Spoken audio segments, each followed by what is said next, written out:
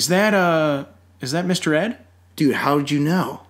How do you... What am I talking about? It's so obvious Yeah. that's Mr. Ed. It's unmistakable. Right. It's almost like you'd be an idiot not to guess that quickly. Well, thankfully I'm not an idiot. Jury's still out, but continuing right along.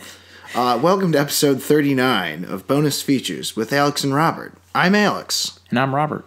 And today we're going to talk about movies and TV. As per usual. As part of the course on this podcast series.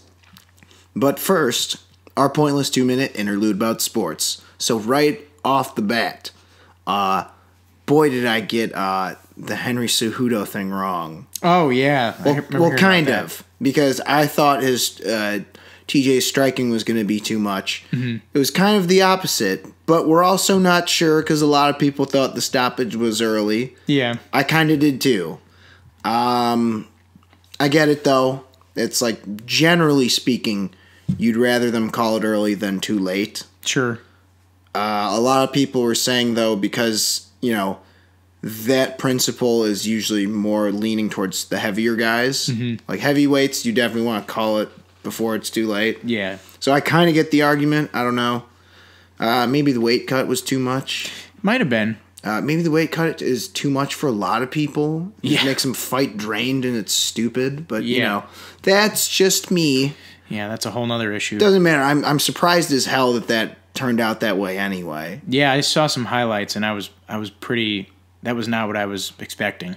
Cerrone made short work of, I don't remember his name, Alex Hernandez, I think is his name. Is that it? Yeah, I think it was Alex Hernandez. Alexander Hernandez, excuse me. Okay, right. Who else was on that card? So, obviously, Cejudo, Dillashaw, Crowder and Hardy, Gregor Gillespie, Yancy Medeiros. Oh, dude, that Gregor Gillespie dude is a killer. Yeah, man. 13-0 so far. And then we got Joseph Benavidez and Dustin Ortiz. And then Paige Van Zandt and Rachel Ostovich. And then Glover Teixeira and Carl Roberson. Roberson. Okay, so most of those fights were, like, decent. But the one I remember the ones I remember were Cerrone. It was the TKO, right? Yeah, he wrecked him. Mm-hmm. Wasn't close. Boy, and, he's on the warpath, and he could get McGregor next. That'd be interesting. Which I kind of like, because even though a lot of people think McGregor will beat him relatively handily, it's one of those things where you still like to see two guys like that throw. Oh, yeah. Yeah, that would be a feat. That's a striker's dream. Mm-hmm. Or a striker fan's dream. Yeah. Except if it goes to the ground, I'm giving the edge to Cerrone because he has ridiculous jiu-jitsu, even though he's also a good striker. That would be he's primarily a striker, but he's got a lot of finishes. Right. Like he had the really nasty arm bar against Mike Perry. Mm-hmm. Yeah, that'd be an interesting matchup. That'd be something. Mm-hmm. But so yeah, that's that for the MMA fighting such. But hold up. Bader knocked out Fedor. Yeah. I saw a little bit of that. Okay. In hindsight, this is in hindsight. I should have maybe realized that come finals, Bader would have an edge. And I thought somebody was going to get knocked out in the first round. I just didn't think it'd be that quick. But he got him with that looping left jab hook thing. Yeah, man. Jesus Christ. I remember seeing that in a GIF a little bit after it and being like, did this just happen? And right. I was like, holy shit. I know Fedor's, however, 43 now? But still though. That was a wacky ass fucking punch. Yeah, he got him. Anyway. But, that was cool, though. And, I'm glad they did the tournament, though. Mm-hmm. Because I just think that's a cool way to do things. Because I think they're about to start one for either middleweight or welterweight. But, I like what they're doing. Keep doing good stuff, Bellator. Mm-hmm. Well, we also had some of course, we have football. The big game coming up. Oh, we got the big game. You know what, I'm just going to say it. I don't think it's going to be close. No, I don't either. You know what? I think one of two things will happen. They're going to stomp them early, or they're going to look like they should lose, and some dumb luck bullshit penalty or whatever is going to, some opportunity is going to fall in their lap, and the last person you want to give an extra opportunity to is Tom Brady. Or Bill Belichick. Yeah, so they're going to, you know what I mean? They're going to take it. It's just so weird to me. We didn't really, it's been a while since. We've been off a couple weeks. Conference championship weekend. What did you think of those two games? Okay. What did we have? Well, you know what happened? The Saints, it was one of those things where I thought, well, Jesus Christ, the penalty for the Saints. Or the lack thereof. Well, yes, the lack thereof. If you would have told me that a no call pass interference and a fucking offsides penalty would decide both games, which is basically what happened. Yeah. Holy shit. I mean, that was it. That fucking offsides penalty on the AFC side is what killed that game. Yeah. For the Chiefs. But that fucking pass interference play. Tommy Lee Lewis, man, and IU's own. Yeah. Oh, God. Poor guy. Tommy Lee Lewis. The guy who got fucking destroyed, or the guy who got thrown to the ground. The guy who was interfered with, if you will. On the Saints. Yeah, Nickel Roby Coleman is the other guy's name. You hear him in the locker room. Which guy? Roby Coleman? Roby Coleman just saying, yeah, pretty much. Yeah, no, like, that's the weirdest thing about it is, like, everybody involved is admitting, like, yeah, that was bullshit. Like, even Roby Coleman was like, I got away with something there. Like, imagine, what I thought was so funny is, imagine that with boxing. Mm-hmm. Imagine Timothy Bradley just, after that fight, the first fight with Pacquiao. Yeah, he beat my ass, but, the judges said. Yeah. God, like. Well, what kills me is that's how the Saints lost. Mm-hmm. Now, they had a closer game than I thought with the Eagles. Yeah. And that had me worried going in. But the fact that that's how they lose is this penalty, or lack thereof penalty, that's a shitty way to lose. Yeah. And I don't know. I would have much rather preferred to see either the Saints and the Patriots or a rematch of the best regular season game we've seen this year, which would be the Rams and the Chiefs. Either of those would have worked, but you got a lopsided matchup in a team that's fucking battered, doesn't have their best running back versus a team that's virtually healthy. And happens to be the best team in football, has been for the past 20 fucking years. Like, cool. Sounds 20, yeah. Well, I mean, it's been a goddamn long time. It has been almost that long. Yeah, I mean, it's been a long-ass time, like early 2000s 15 to for now. sure. Yeah. Like, fuck. Oh, man. No, I know, it kills me, but... I will be rooting for the first time in a long time, the LA team. That's right. I don't hold out much hope for them. No, I don't either. God love them. Well, this is what sucks is, I mean, that's the way it goes with single elimination. I still think the Saints were the best NFC team, though. Clearly. I still think they were, and they kind of got screwed. You ask me, I still think the AFC team, I think you have two not as good teams playing. Like, I think the Chiefs were the better team, and I think the Saints were the better team, and they're not playing. That's the weird thing about football, man. I just don't get Andy Reid. God damn it. Yeah. Fucking Pat Mahomes is playing out of his mind, and why would you ever game plan for overtime with Bill Belichick? It's like, no. Did you guys fucking go for the throat? You guys watch that Super Bowl? It's like, how many times has he done this? Why would you do that, Andy Reid? Like, I don't know. God, he was thrown out of his mind. See some of those fucking jump throws he was making? Like, goddamn, Pat Mahomes. Oh, his fadeaway jumpers. Fuck, yeah. He's so good. No, I don't know if I can be really sure of this, but I think he's for sure going to win the Super Bowl. I think 2-3 years. Oh yeah, he's definitely the MVP. He's just too good. He's now gifted. Unless this year's a fluke, which I really don't think it is. It'd be a huge gap. I don't want to get ahead of myself. Let me put it this way. I'd be pretty surprised if he doesn't win the Super Bowl in 2-3 years. I would also. I don't think the NFC is developing anything that's really going to be a threat for him if he makes it to the finals. Mm-hmm. And Jesus Christ, Tom's got to retire sometime. Yeah.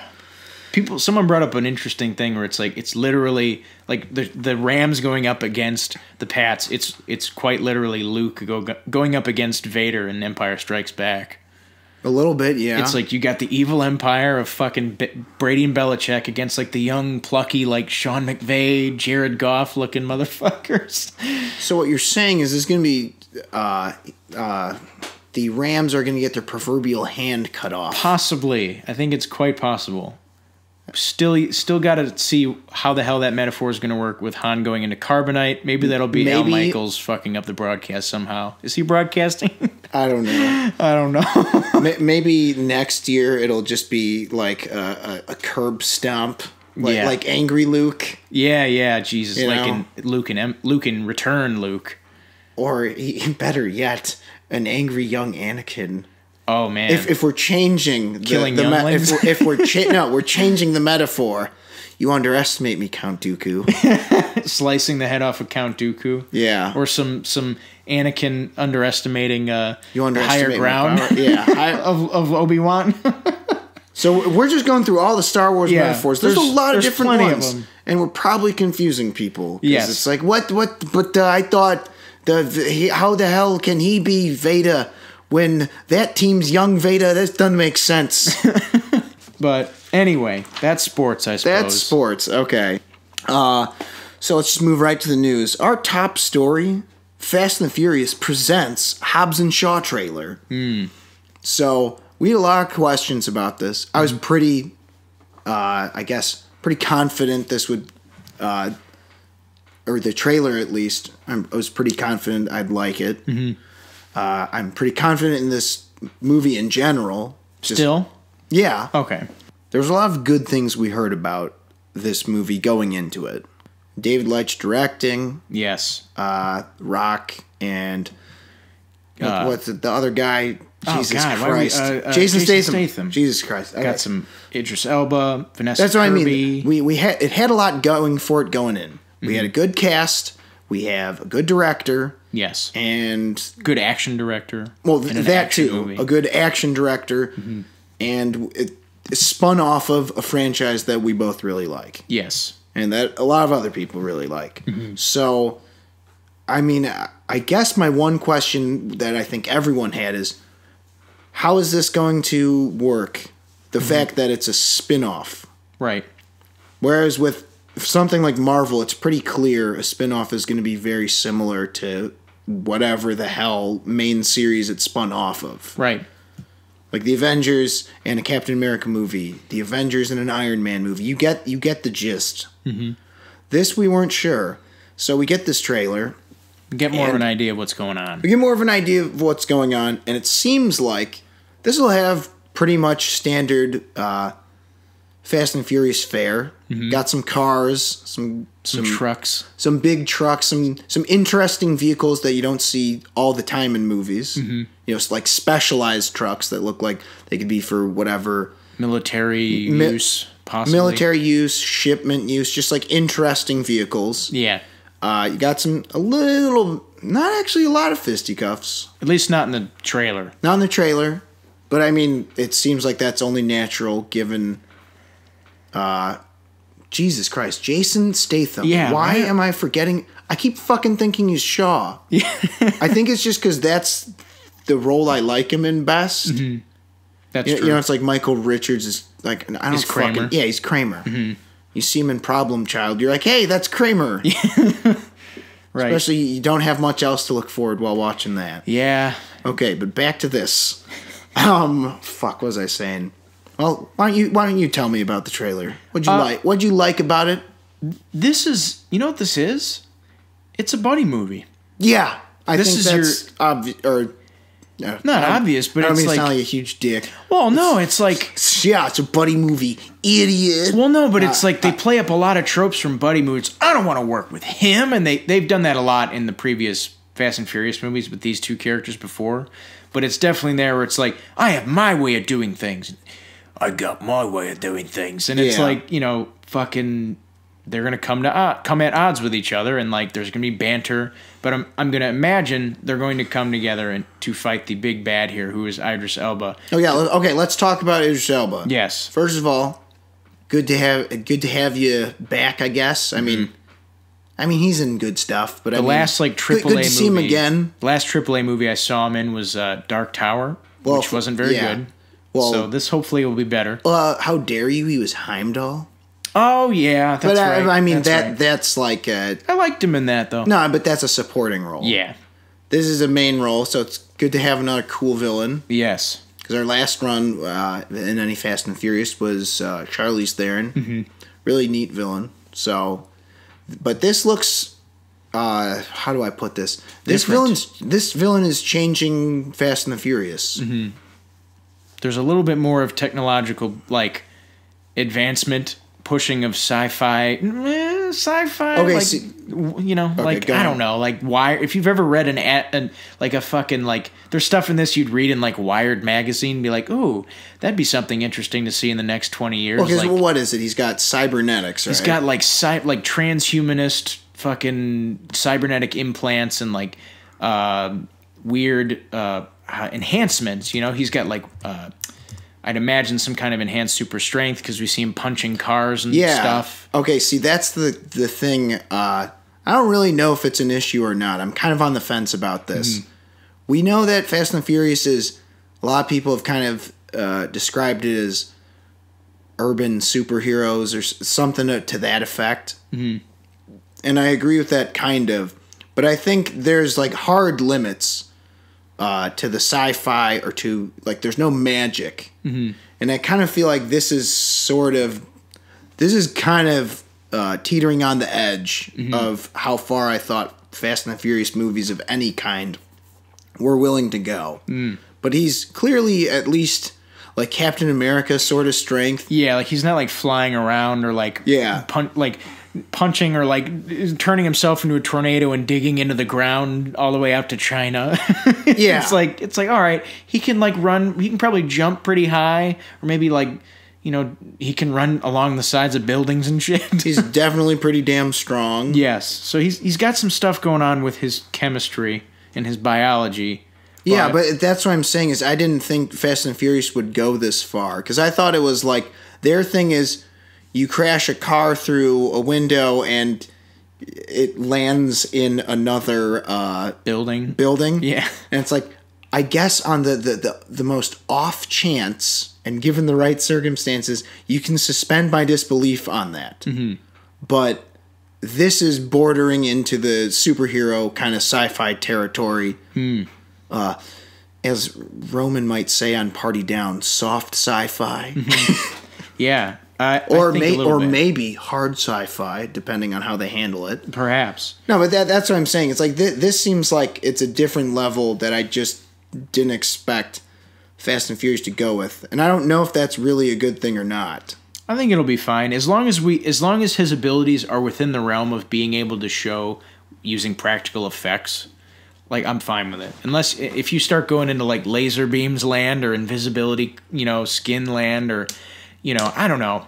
I think if they keep it cool or keep it he's a super soldier that had some stuff added to his whatever that could possibly help. I feel if they play that pretty cool, I'll be okay with it. Okay, so a Mirakuru on Arrow type deal. Yeah, nothing supremely beyond what we've seen here in the trailer. So he's just, if you're fine with him being pretty damn strong. Yeah. But not flipping over the huge whatever flatbed trucks. Right. Yeah, that's too much. Mm-hmm. We didn't really get a whole lot of Vanessa Kirby. I was disappointed about that. No, not in this trailer.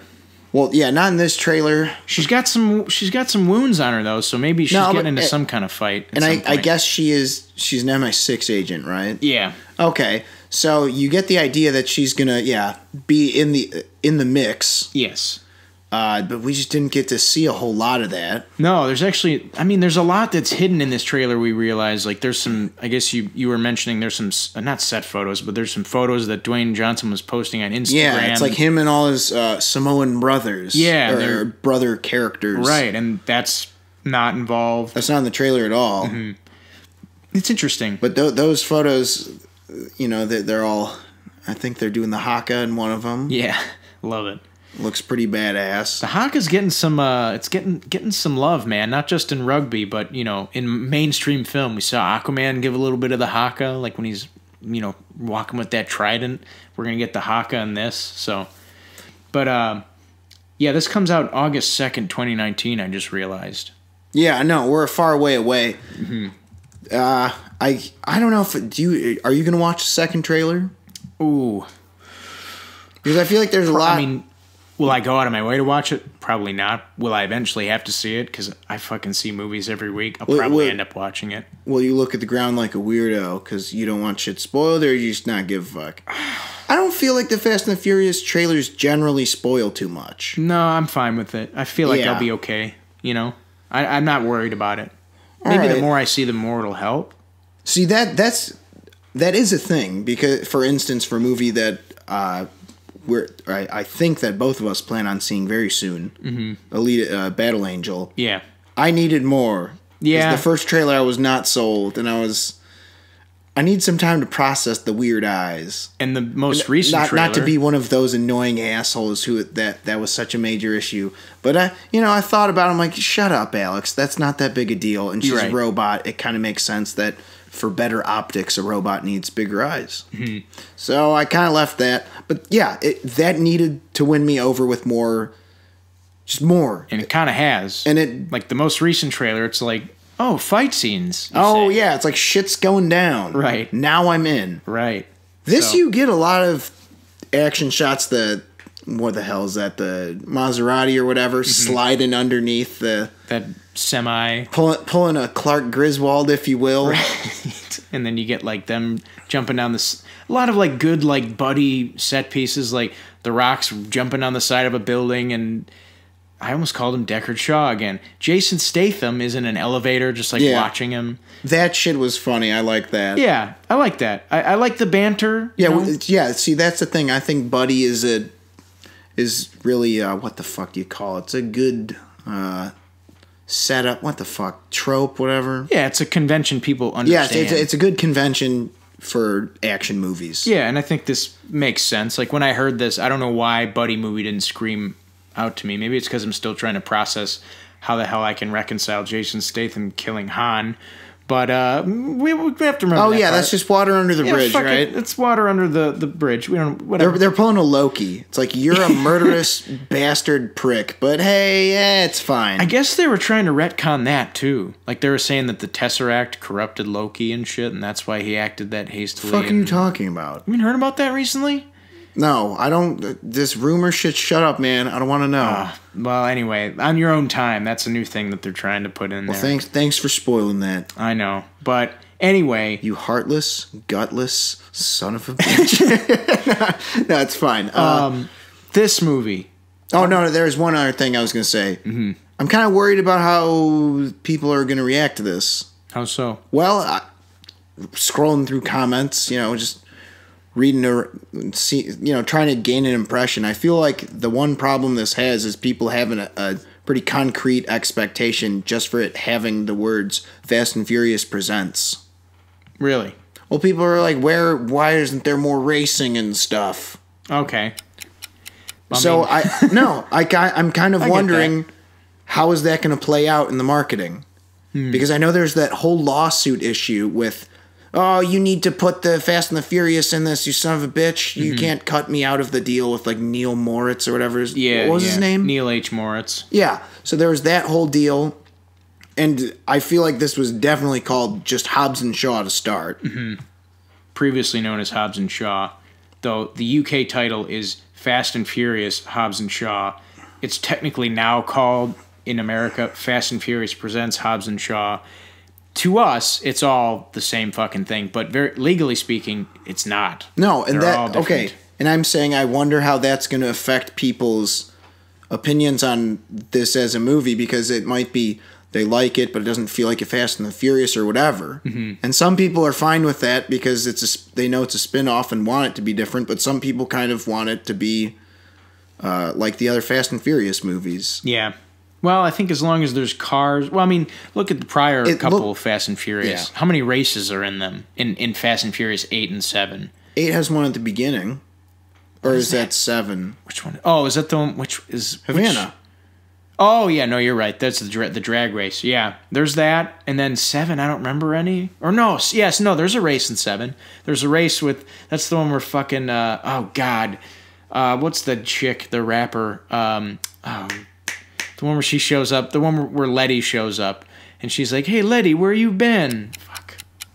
Iggy Azalea. Jesus Christ. Yeah. Right, There's a couple races there. Maybe there'll be a race here. Who knows? But I'm just saying that seems like that could maybe be an issue to some people. Mm-hmm. Although I think we're forgetting The Rock is involved at all. Yeah. So just call the Treasury. Pretty much. I mean, Rampage made money, didn't it? We need to print more money. Yeah. Oh, God.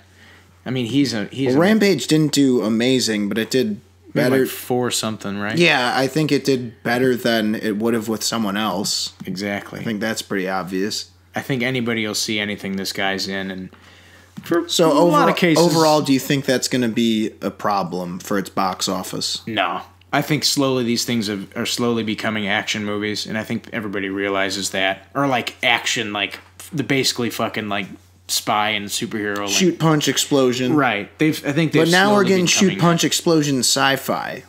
Perhaps. Soft sci-fi. Or maybe hard sci-fi. Yeah, we don't know. We'll consult with Mr. Roman from Party Down once we have our final...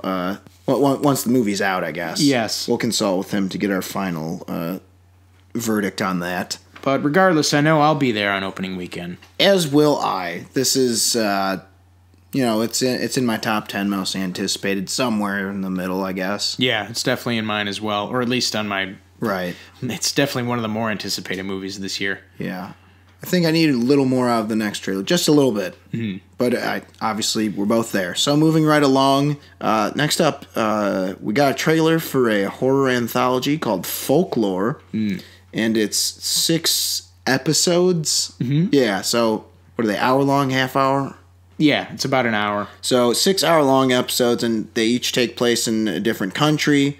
It's Indonesia, Japan, Korea, Malaysia, Singapore, and Thailand. Mm-hmm. And that's out now. As of this podcast today. So by the time this is out, it'll have been out for a couple days. On HBO Asia. Well, it's on HBO. Well, HBO, all HBOs. Yeah, but that's who produced it, I guess. Yeah. This trailer was really sharp. I was really kind of not enthralled, but like it took me. I was like, wow, that actually looks like a good show. Well, I think that's cool because there's so many cultures that have their own set of folklore, mythology, boogeymen, etc., superstitions.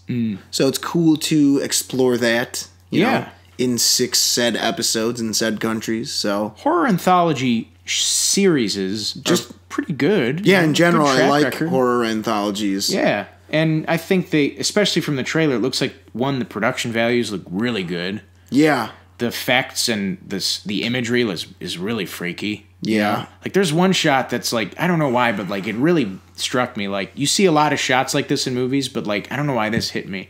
The scene where somebody like is hit by a car and you see it from the windshield perspective, and like normally they just like roll off the windshield and like there's glass broken, but like the person hits the windshield and the impact where their head hits, there's like a huge like blood spatter. Yeah. And I'm like, oh, like that actually felt like, oh God, they fucking actually got hit by the car. Yeah, there's a couple shots in this that kind of freaked me out, which is good because it's what horror's supposed to do.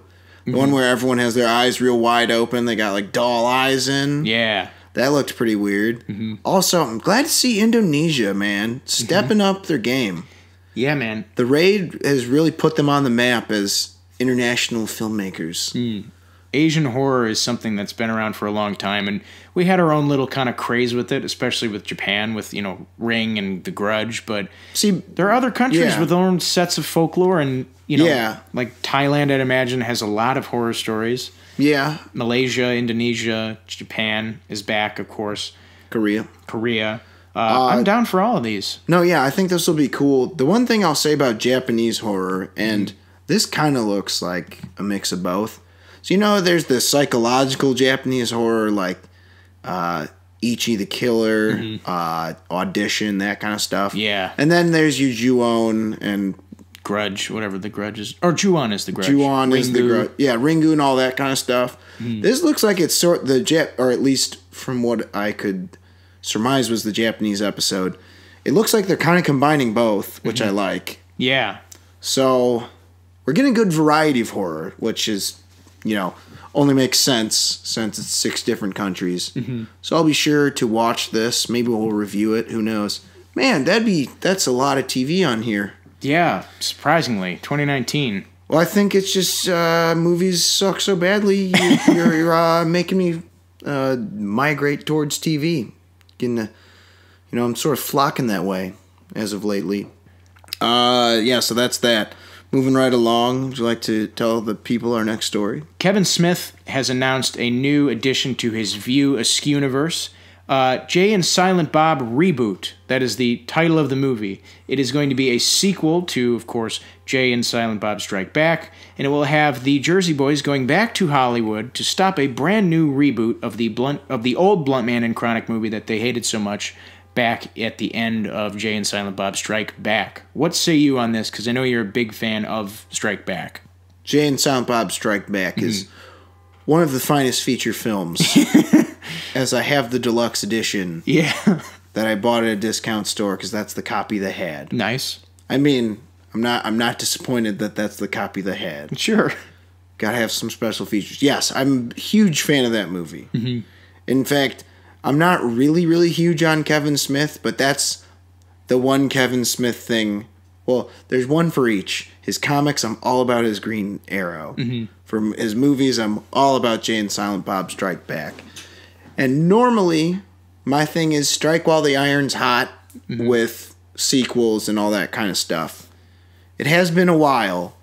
However, I think the fact that the whole meta humor thing is part of their characters and part of their whole universe and all that kind of stuff, that actually works in their favor because that has only just become the most relevant topic in movies, basically. It's interesting you bring that up because I actually watched Jay and Silent Bob Strike Back the other day from start to finish for the first time, and it was a real good time. And one of the things I actually thought was really interesting is how they referenced, because that movie came out in 2001. Yeah. That they referenced like the time, and like there's that scene where Jason Lee's talking about like, yeah, ever since X-Men, all the studios have been buying up comic book properties, so they bought Blunt Man and Chronic. So it was contemporary in that sense, and that it was talking about the sign of the times. It only little did it know. Reboot, like how is this going to comment on the reboot, sequel, prequel, in between quills culture of Hollywood that we are now living in even more so?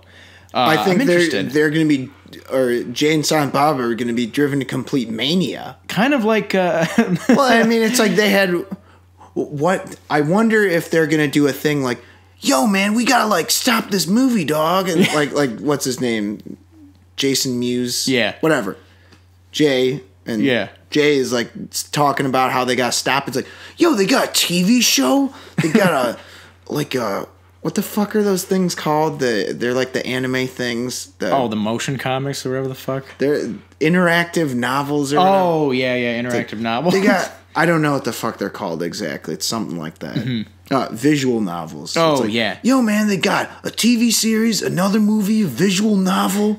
It's getting out of hand. Netflix show. Yeah. It's like shit's getting out of hand. I think it's... And how are they going to comment more on, like, obviously one of the plot points in Strike Back is how shitty internet, like, trolls and shit can be. It's like, that hasn't gotten better. So how's that going to be referenced? Is there going to be more ass-kickery of trolls and beating the shit out of, like... at the end? Yeah, that was the best. little kids and shit. What if that's like how the movie starts, and they're like, all right, 30 kids down, 3 million more to go. Yeah. But I'm for this. This, I get why they're making this. I think this movie could have a lot to say. I hope they play up the meta jokes, the inside industry. See, because they're good at meta jokes, and as I said before, it feels like it's part of the script. And I think that's one thing I've come to realize lately is there's referencing things, and then there's referencing things for the sake of making a scene good, and because that's how the characters talk. Because I hate the shit where it's just like, hoppa-loppa derp derp derp blah blah blah, insert reference. Yeah. Where like, a great scene to me is where he's talking about the song it's like, dude, that's by the motherfucking Times. And then the kid's like, the Times are gay or whatever. And he's like, don't ever insult the Times. Like, that shit's funny because these characters are acting so ridiculously over a song. That's what makes that shit funny. And I think that's why they're better at that style of humor than a lot of other properties and writers are. Yeah. It was a novel concept back then, and it was one that was executed with more care. Yeah, exactly. The execution was perfect in that case. So if anyone is to do one of these kind of late to the party redos, reboots, or whatever the hell, I guess these are the guys to do it. I'm down for it. So moving on to some of the news we have coming out of the DCEU.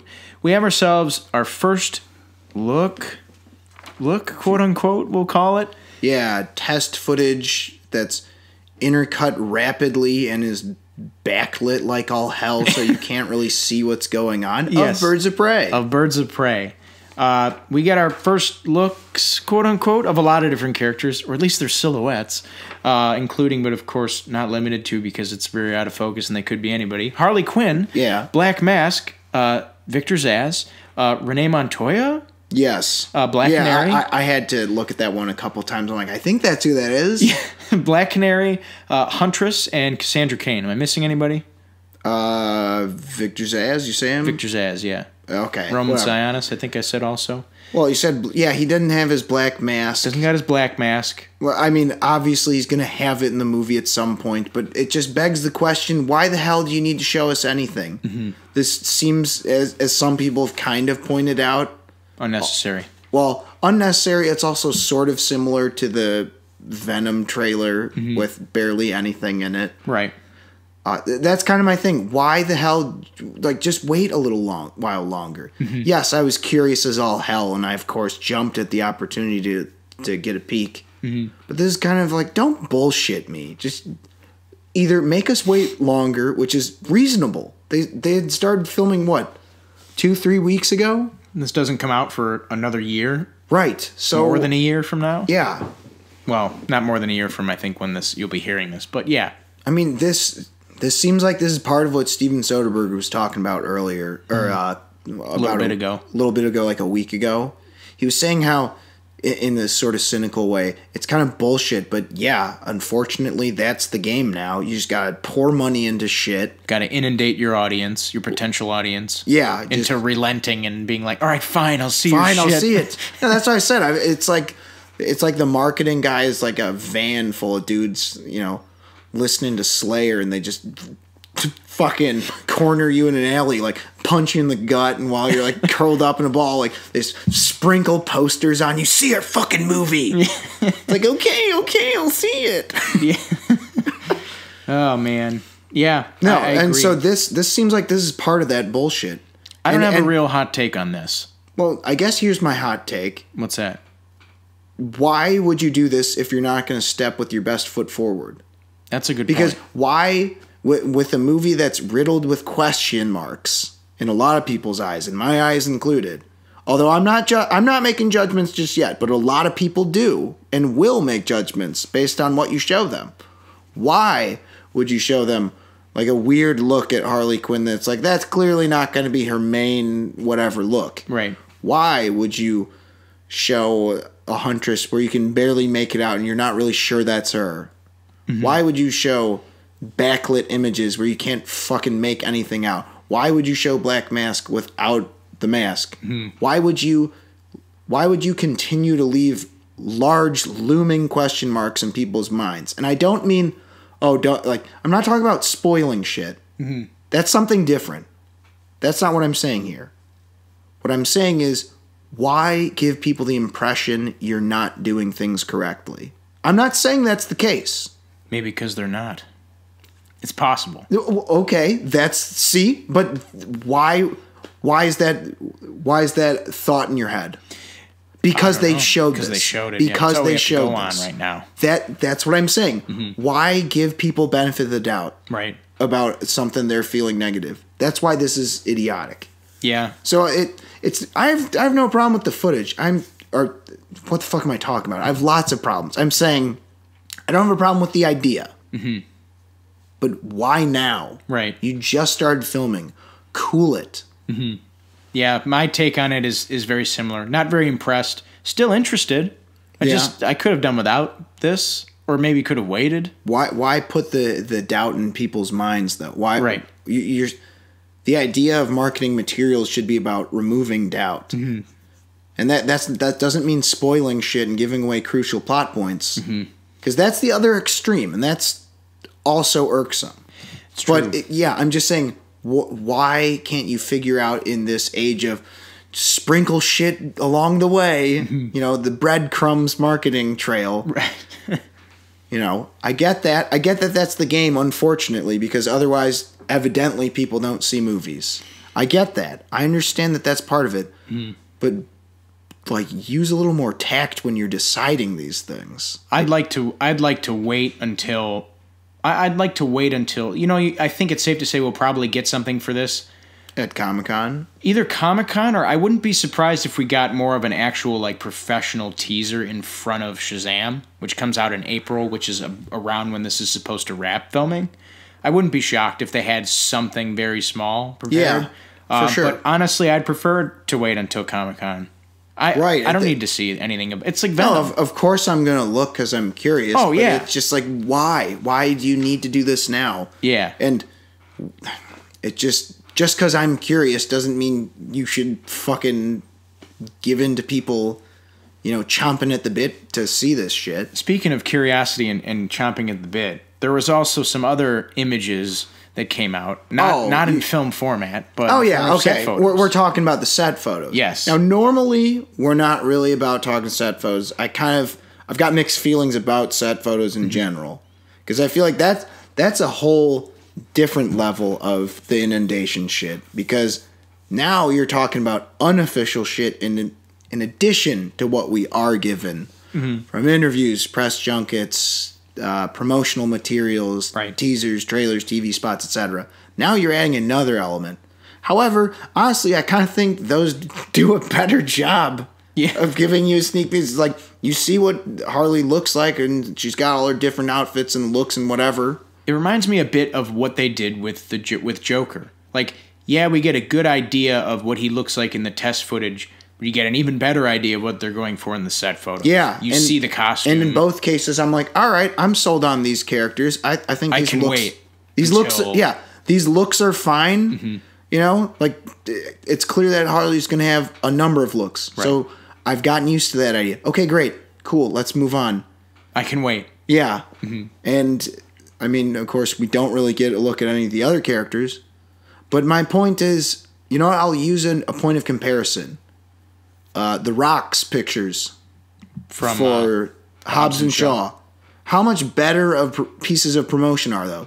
A bunch of big fucking dudes, running like they're going into battle on some island. He's a master hype man. That's what I mean. He knows how to sell that shit gets you hyped. You're like, what are they running towards? Okay, there you go. There's your mystery. Right. But they are giving you something. A bunch of dudes are about to throw down. Right. So that's cool. You're giving us something to look at that's interesting and makes you want to see the movie. What about this dumbass backlit thing with zero actual footage? Because why should we have footage? They just started filming. But this thing that they decided to film, like they're making a fucking Post Malone music video featuring Drake or whatever bullshit. I just don't get the test. Why? I just don't get the test footage, because it's so clearly a test footage or test piece of test footage. Like, you have the C stands in the background with the light, the fucking lights on. It's like, couldn't you have just given me a photo? This is our first official photo of blank. And they kind of did that, but even that photo is sort of a shitty piece of promotion. Because that was an Instagram selfie. Yeah, it's like, oh, yeah, I see that she put on the Harley Quinn makeup. No shit. Or, do what they did with Joker, where it's like they gave us the still of him as Arthur Fleck. It's like, all right, there's a piece of promotional material that's, not so thinly veiled as, okay, this took you 10 seconds to make. I don't know. I just feel that's what I'm saying. I just think this is so idiotic, and I know I might be making a little, I guess, much ado about nothing, as I say often. But perhaps no. But I don't think but part of me doesn't think that I am making much. I think I'm. Maybe it's a red flag. You're saying? No, not a red flag. I'm just saying this is stupid. You're not winning people over. That's kind of my thing. It's like, what is the purpose of this? Now, yes, maybe I'm overreacting a tad, but I mean, that's no fun to always act rationally about shit. Right. Right. Gotta freak out a little sometimes. I'm just saying that just you have a perfect example in the Hobbs and Shaw thing of how much better promotional material that is than what we're given so far. Agreed. It just seems idiotic. Well, I'm sure we'll be getting more images and test footage in the coming days or coming weeks because this is still filming and it'll be wrapping actually a lot sooner than I thought. A couple months. Yeah, and I'm just saying the main thing I kind of took away was... unnecessary. Well, no, but it's also like, Huntress's costume was kind of shitty. I'm like, but is it? Oh, but we don't know. We can't really tell. And thus, the fact that we can't tell, why did we need it this way? Why did we have to have something where we couldn't tell, you know? That's what I'm saying is so stupid. Okay. To me, it's like I was saying, it's time. Like, a motion graphic says that, and you just see, like, a hand. Yeah. Right. That's kind of what this felt like. I agree. It's like, that's Huntress's hand. Yeah. Okay, great. You're not hyping your movie. Mm-hmm. You're just showing Harley sipping on tequila or whatever. Right. Also, it's just like, why don't you just call it Harley Quinn? Everyone else sits fucking, sits on the sidelines. Yeah, on the yeah. bench. Harley Quinn and her second fiddles. Yeah. Yeah. Harley Quinn and the bench warmers. Oh man, I don't want that. God, there's so many things this movie can be, and I don't know. No, I'm not saying that that's the case. It's just, okay. I'm not saying that that's the case entirely, but that's obviously part of it. I mean, the title. Mm-hmm. That's the other thing. You give us this dumbass title, and then you do this. Why are you doing things this way, guys? Come on now. We're gonna have to wait and see see for more information. And you have examples of how to market better. Yeah. And Aquaman. Yeah. Is not so far away from home, Like that is a recent product you guys marketed. It just seems like the regular way to do things. Mm-hmm. You tell people about your movie or whatever, you film it. Maybe you have like one of those bullshit set photos that doesn't show anything, fine. That shows like nothing. Mm-hmm. But the director just shows you, hey, we're making this. Mm. That's cool, fine. Picture the script, whatever. Mm-hmm. Then let filming at least sort of be done. Right. Then maybe release a legit promotional still. Then get your trailer. Mm-hmm. That seems to be more or less part of the course for a good movie's marketing campaign. It's just, I think some of this stuff is asinine. I think it's definitely worthy to be critiqued, that's for sure. I just wasn't very impressed and hoping for more. I'm still on board. I don't know. This is a weird move. Yeah. It's like way to not remove doubt. Right. True dat. So that'll just about do it for Harley Quinn Electric Boogaloo Wacky Adventure plus Birds of Prey. Yeah. God, what we got next? Okay, The Boys second trailer on Amazon. Mm-hmm. I'm right off the bat. We talked about the mini teaser, so this time we get a little bit more. Holy shit! Still not really a lot of exact plot points, which is fine. But holy production values, Batman. Yeah, holy shit! Especially in comparison to that first one, because you had them sitting in front of the TV and it was so clearly a green screen background. It just looked. In comparison to this, I'm not going to lie, and no pun intended, it looked like dog shit. Yeah. But this is holy shit, that this is the actual show. This isn't a promo. There's footage. That looks like a well-made, small-budget movie. Right. And the production values are really, really good. It's, of course, about... it takes place in a world where superheroes embrace the darker side of their massive celebrity and fame, and revolves around a group of vigilantes known informally as the Boys, who set out to take down the corrupt superheroes with no more than blue-collar grit and a willingness to fight dirty. What I noticed, and maybe I noticed wrong, but it looks like it spends a good amount of time following the superheroes also, as their alter egos, as well as definitely. The Boys. So I actually like that, where it's it's going to show how these superheroes have to deal with like the shit going on in their lives and like how these main characters are fucking with them. They're showing up on these large stages that almost look like either a music festival or some sort of like religious gathering. Right. So there's all the cool themes and stuff.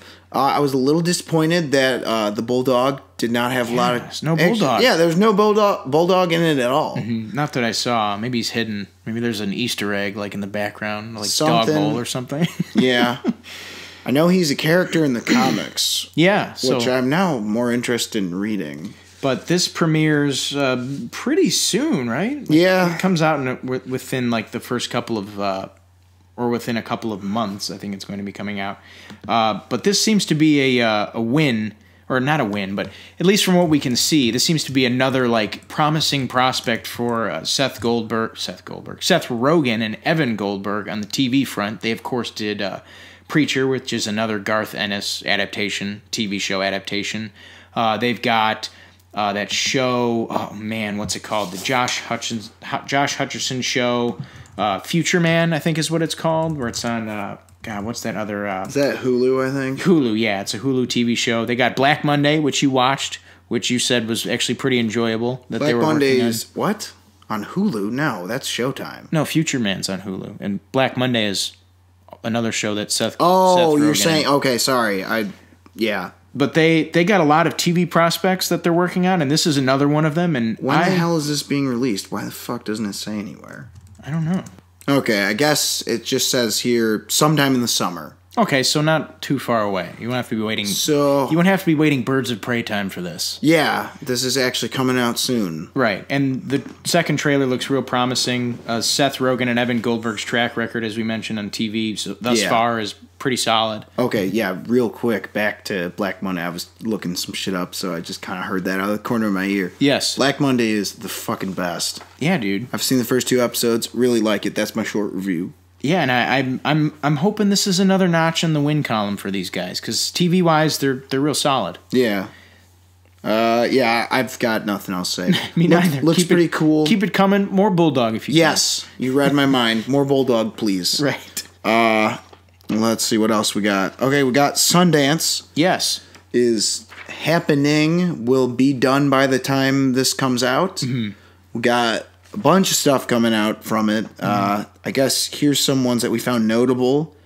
We got the Extremely Wicked, Shockingly Evil, and Vile, which is the Ted Bundy one. The Report, Honey Boy, Velvet Buzzsaw, Hole in the Ground, Fighting with My Family, David Crosby, Remember My Name, Holla, Them That Follow, Brittany Runs a Marathon.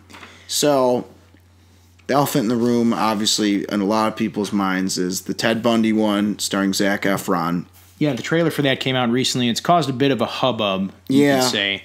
I think the problem is, obviously, the music choice. Music choice and the tone, I think, is really what's kind of rubbed some people the wrong way, caused some others to kind of be galvanized and defend the movie's choice to depict Ted Bundy in that way. And I get it. My only 2 cents is that it's, you know... I get the choice, but I don't get it in the sense that it's like, you're not fooling me. Like I live in 2019 where everybody's aware of the fact that Ted Bundy actually did all this stuff. So yeah, no, I get what you're saying. Like they're trying to use that as a way to kind of emphasize that a lot of people thought it was hard to believe he did it, but yeah, he did it. So yeah, we know the truth. Yeah, you don't want to glamorize that. I don't think that they were trying to, but I get that it comes off that way. Yeah, I would have liked a little bit more. That immediately struck me. I wish it changed tone. It's almost as bad as if they used like Spirit in the Sky, like yeah, or fucking Ted Bundy. Fucking Salisbury Hill by fucking Peter Gabriel. Meet Ted. It's guys, like you're telling me there's no nuance, there's no splitting the difference between like showing how charismatic he was, like but we were also saying, like, showing, well, there's something under the surface here. Like Hurdy-Gurdy Man would be a good, like that, because it's like sort of a creepy song. I would have been fine for this tone for like half of the trailer, and then there being like a heel turn where it's like, oh, something's wrong with Ted. Yeah, is he a weird guy or what's going on? You know, because it's like, told from his use the creepy part in A Day in the Life where the orchestra starts like. that's going up in pitch. I will turn. Yeah. Dun, dun, dun, dun. It's like all that crazy shit. I don't know. I felt like it just seemed a little off. Yeah, the tone was kind of everywhere. Overall, I've heard the movie does not do that. Like from reviews I've read. I've also heard it's not very good. I've heard it's pretty middle. Which is weird because this is the guy who directed this, Joe Berlinger, I think is how you pronounce it. He actually just put out a 4-part documentary series on Netflix called The Ted Bundy Tapes, which I watched recently. And it's like night and day. Like the trailer makes a point to show you how charismatic he was, yes, but it's not veiling it in this like super mainstream, like, here's a song here's a face like it felt like a doc, like a true crime doc. Right. So if anything, I feel like more or less maybe when this movie comes out, I'll be recommending that instead of seeing the movie. But who knows? Could surprise me. Yeah, I'm sort of on the fence about it. I think it looks. It's all right. Okay, music choice aside, I think it looks okay. Yeah. It's got John Malkovich in it. It does, which helps a lot. That does help. He's playing a judge. Yeah. That's I know. Johnny Boy helps out. Johnny Boy, he's there. When I thought I was out. Yeah, you guys dragged me back in. So there's that. The Report, which I heard was really boring. Or no, sorry. Let me just rephrase that. Based on how people have talked about it, I'm interpreting that it's very boring. It could be, but I like the writer, Scott Z. Burns, who's or he's actually the writer and director of it. He's like written for a bunch. He's like a veteran screenwriter. He co-wrote Bourne Ultimatum, so he's got some thrillery, like office thrillery stuff in him. So it could be good. It could be all right. That's the big talk of the. So what the hell is Honey Boy? That one I don't know. That one is a semi-autobiographical Shia LaBeouf flick. Right. Shia LaBeouf's in it. Shia LaBeouf basically plays his own father. Okay. Or a version of his own father. It's getting some buzz. People like it. All right. Velvet Buzzsaw. That no, thank you. That one looks weird. Very weird. See, that's kind of a repeating pattern that's starting to piss me off. Mm-hmm. Netflix takes like A+ talent and just puts them in stuff that doesn't look good. Yeah. And from the stuff I have seen, isn't good. Yeah, I don't know. It's getting mixed reviews, I'd say, but yeah, we'll have to see. Yeah, I'm not a fan of that. Hole in the Ground. A24, I'm not into it. Yeah, I gotta say. Is there a trailer for it? Yeah, I saw the trailer. I'm really not digging it. Well, that's a shame. It's sort of like as much as I like A24, there's this annoying trope that's getting overused in the indie horror movies. Mm-hmm. Annoying sound motif. Oh yeah, Jesus. I know exactly. What the fuck is this? Stomp? It's like the drain is going like do it. Yeah. And then the dog is scratching fleas. do it. Creepy kid. Do it. Creepy kid may be possessed. Do it. Yeah. Sizzle reel. Fire. Do it. Fast motion. Kid.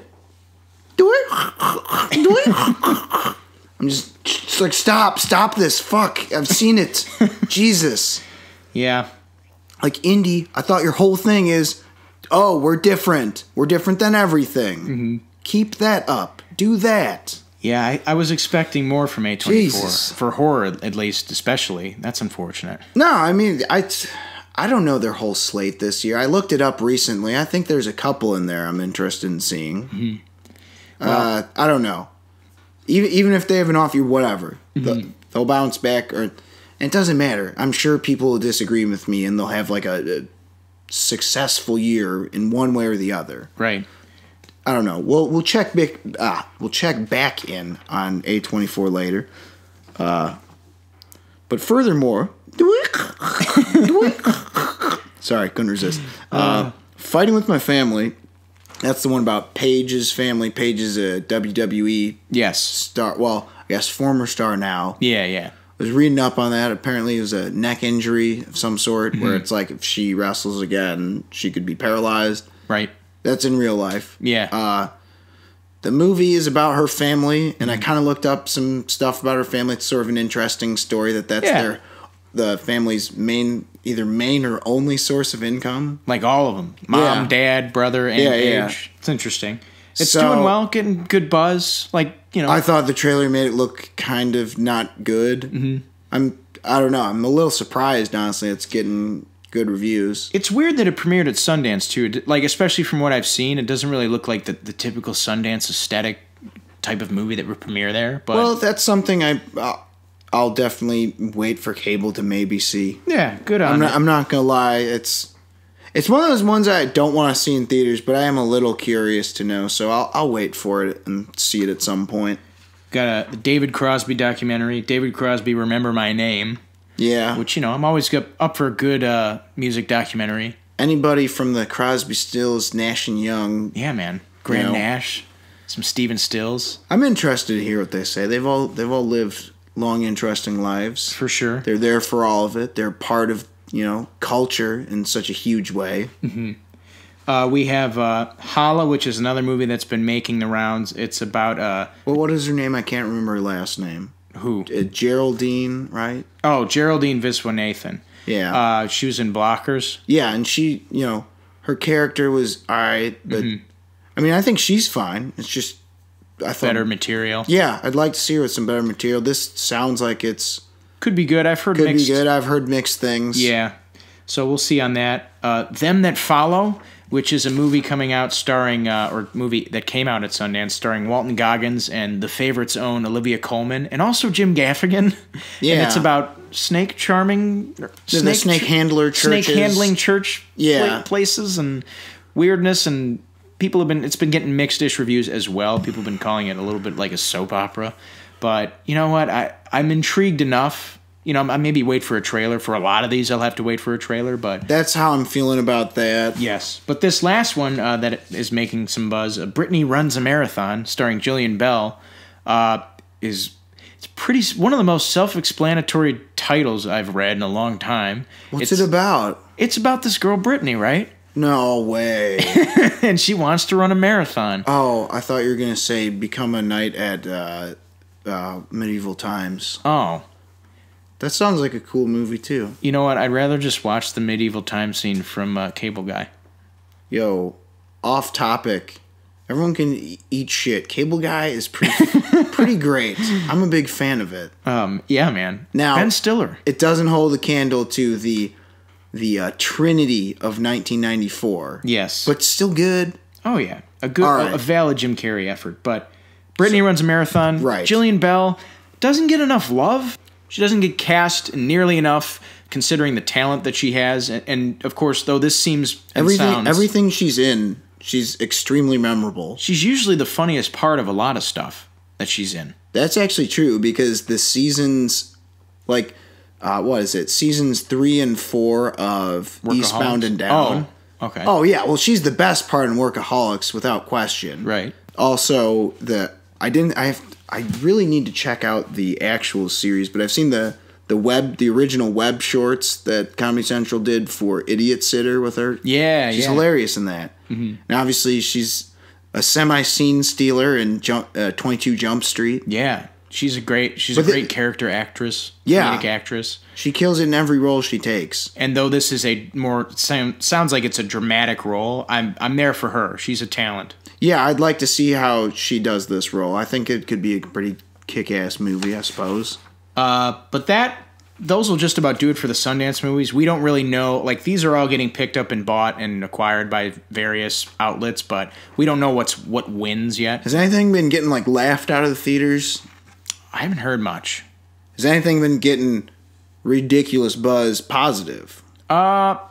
Not tremendously. Like the report is the one that seems like kind of the one because it's pretty stick to your ribs, like journalistic drama type. So not so many clear winners and losers. No, not necessarily. Report's doing well. Obviously, I guess one way or another, the whatever the hell it's called, the Ted Bundy one. Yes, with the long annoying title. Yeah, that one's getting a reaction of some kind. It's getting press, and that's, I guess, all that matters. And obviously Velvet Buzzsaw, because it's out. And yeah, it's already out? Well, isn't it out today? I think it is on Netflix. Is it today? I'm pretty sure. It's either today or like this weekend for sure. Because I know it's coming out like pretty much in line with Sundance's closing. So there's that. Fighting with My Family comes out relatively soon as well. So that's getting some buzz. Yeah, there's a lot of movies in here that are getting buzz that are relatively relevant, I'd say. Shockingly. Like, I was shocked when hearing about Fighting with My Family. Yeah, I've been hearing actually pretty much most... I don't know if I've heard anything negative about it. Yeah, it's interesting. Very interesting. Yeah, which is way the opposite of A, what I would think just based on the trailer, and B, what the Sundance crowd would think about it. Right. And yes, Velvet Buzzsaw did come out today. Nice. All right. Well, that's definitely... Not for me. Won't be watching, unfortunately. Yeah. But hey, man, I'm a big... Well, it kills me, because Dan Gilroy and... Jake Gyllenhaal. Gyllenhaal. And last time they teamed up, they made something awfully special. They sure did. It's one of my... That's probably one of my favorite movies of the two teens. Yeah. Or whatever the fuck you call this. 2010s? The 2010s, sorry. The two teens. What the hell? No, that's like... It's almost 2,000 years ago. My bad. No. Yes, of the 2010s, Real Like Nightcrawler, this doesn't look like it's going to capture the same magic. I could be wrong. Who knows? I'm just one asshole with one opinion. Who knows? But anyway, that'll do it for our Sundance Buzz Report. Yes. So, moving right along. Quick update. Not really a lot to say about this.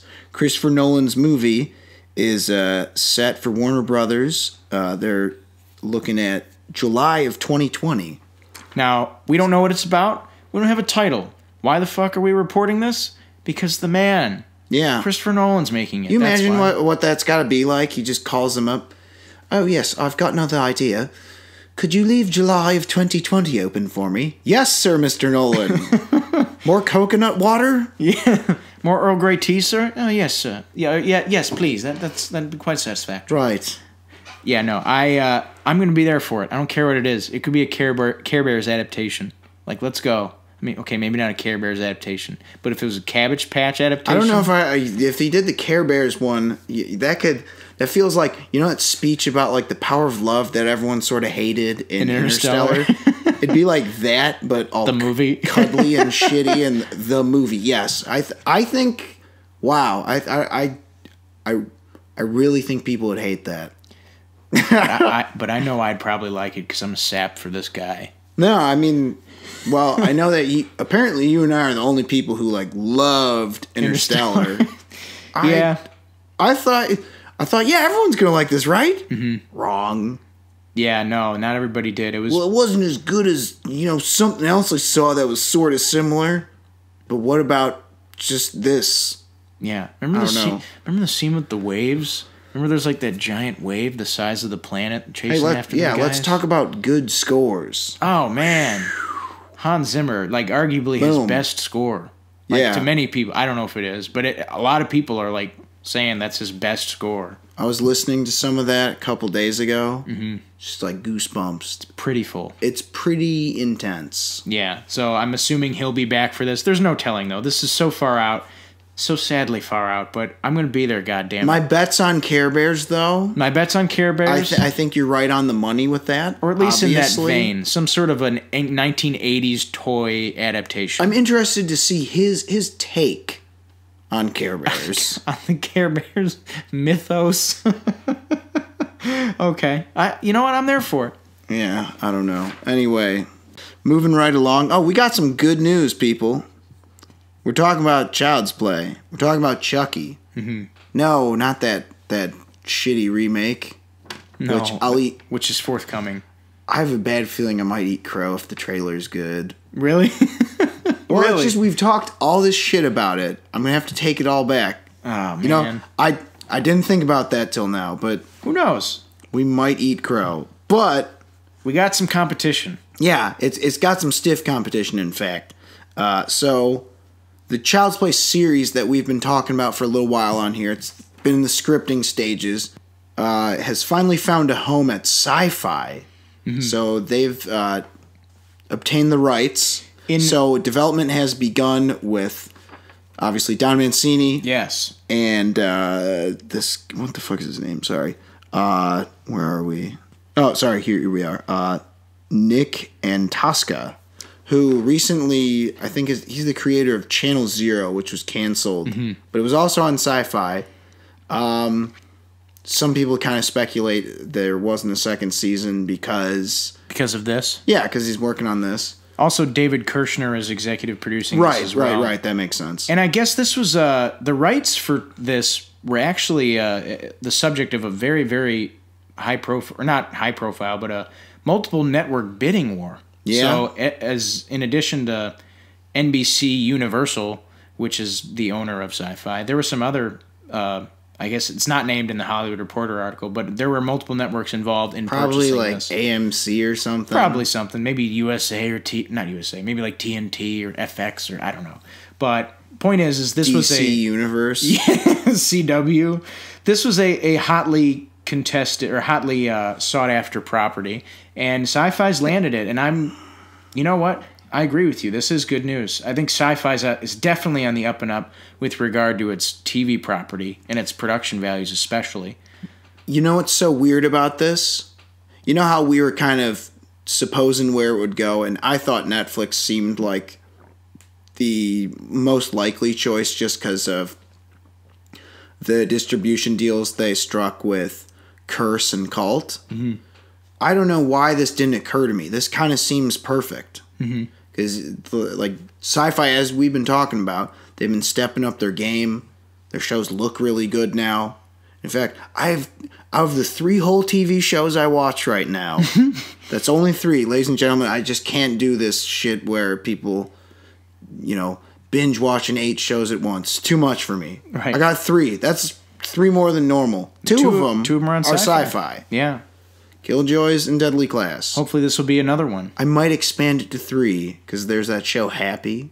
Oh, yeah. Oh, and then, might be 4 by the time this is out. Exactly. This is a very interesting move and a very interesting counter to the movie that we're going to be getting. And Chucky will be allowed to give all the fucks he wants. Yeah. Of course, by that I mean he will be allowed to curse and say whatever the hell he wants, yada yada. Mm-hmm. I don't know. I guess I didn't realize you could on Syfy shows. Well, that'll be a point. That'll be a point I mention in another a segment forthcoming in this episode. But yeah, right. You can cuss on Syfy, I suppose. Yeah. This is good news. Yeah, I'm real happy. This is a good compromise. We can get our shitty reboot, yeah, but you know what? This is, I think, what people will remember. Right, and I think the people who liked Cult would much rather see this than a reboot. Well, especially, goddamn it, dude, you have to see Cult. Yeah, I gotta get through. Without saying too much, it changes shit. Yeah, it's one of those things. You went there. Damn. Yeah, I gotta check it out. Yeah, as well as the other ones. I mean, I've only seen Child's Play 1. Right. So Chucky's happening. Happy about that, etc., etc. All right, so, man, here we go.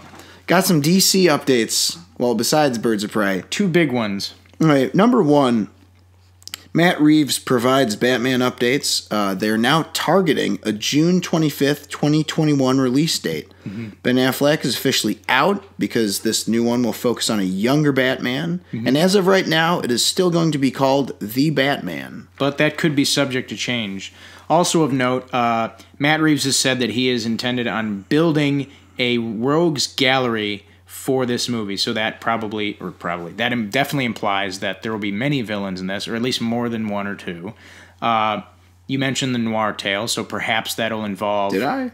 Did you? No. Okay, well, it's going to be noir-driven. It's going to be detective-driven, which is also something Matt Reeves said, saying he's supposed to be the world's greatest detective, and that's not necessarily been a part of what the movies have been. The comics have a history of that.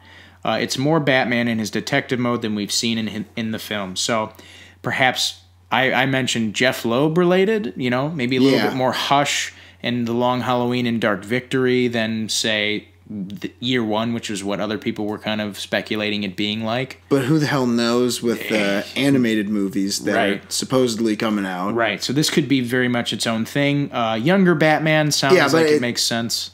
Okay, but it at least seems like it's reminiscent and may borrow from Dark Victory or from Long Halloween. Right. He brings up a good point, though. He's not wrong at all when he says that the movies really haven't been very detective focused. I mean, there's a little bit of that. There's a little bit, but not really. Like Dark Knight's just he's like like putting together bullets and shit.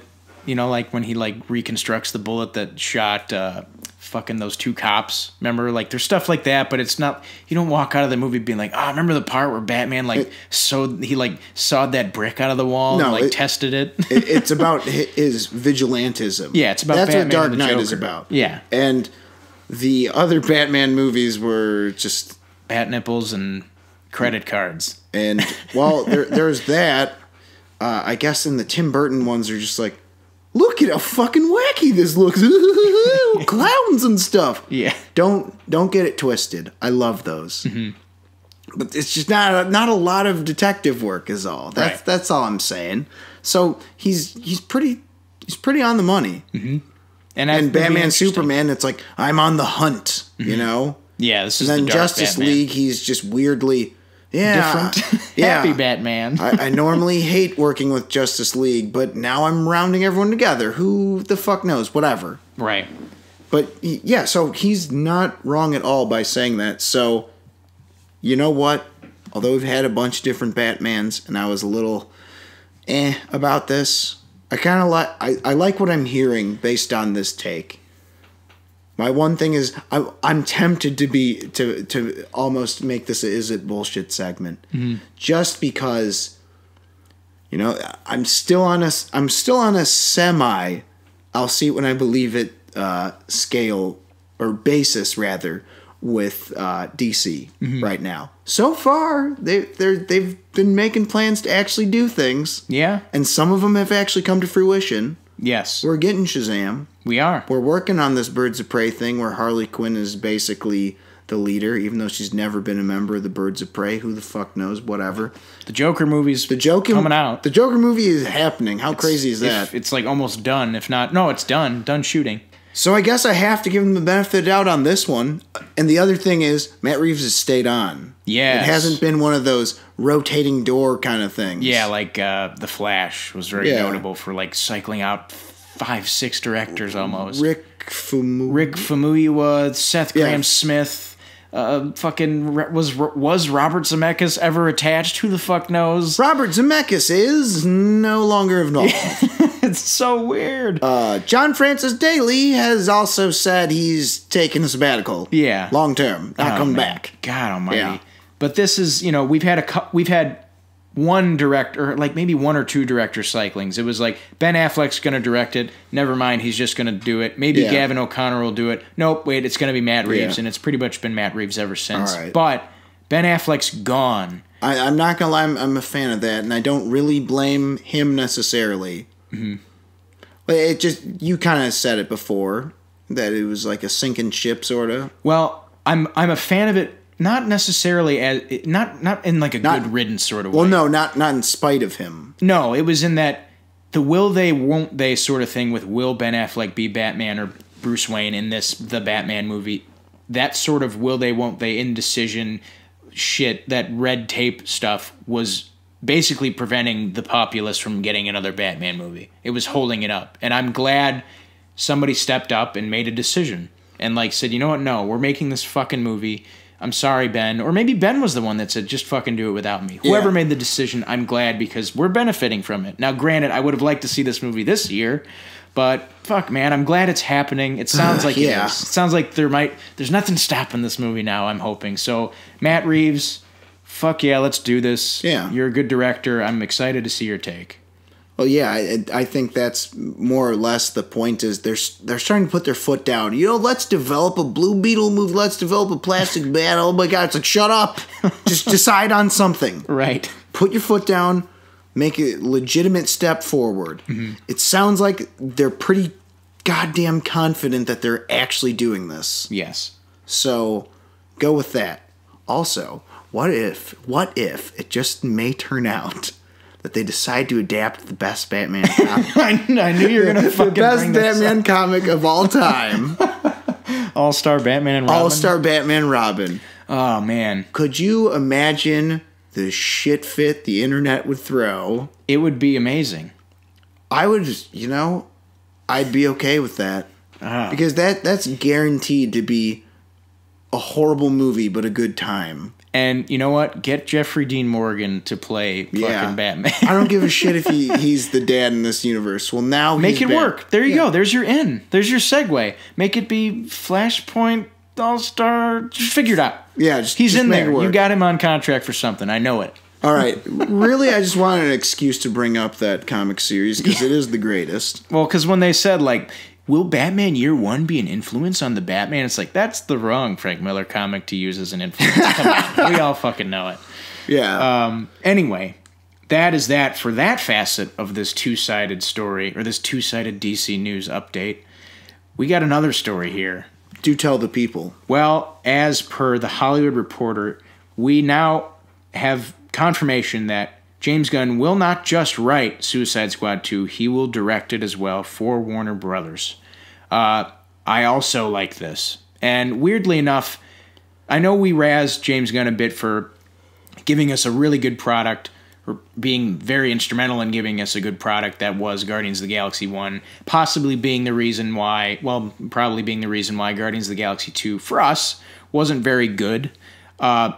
I feel good about him making this. There are a couple things in this. They're saying that it's a relaunch, which probably means, from what people are surmising, it'll involve Will Smith and Margot Robbie, and that's it. It'll be a complete redesign of the Suicide Squad canon, which, sure, let's do it. I mean, let's be real truthful here for a second. Mm-hmm. Who out of the Suicide Squad do you remember really in any sort of standout way besides Will Smith and Margot Robbie? Maybe Captain Boomerang. That's about it.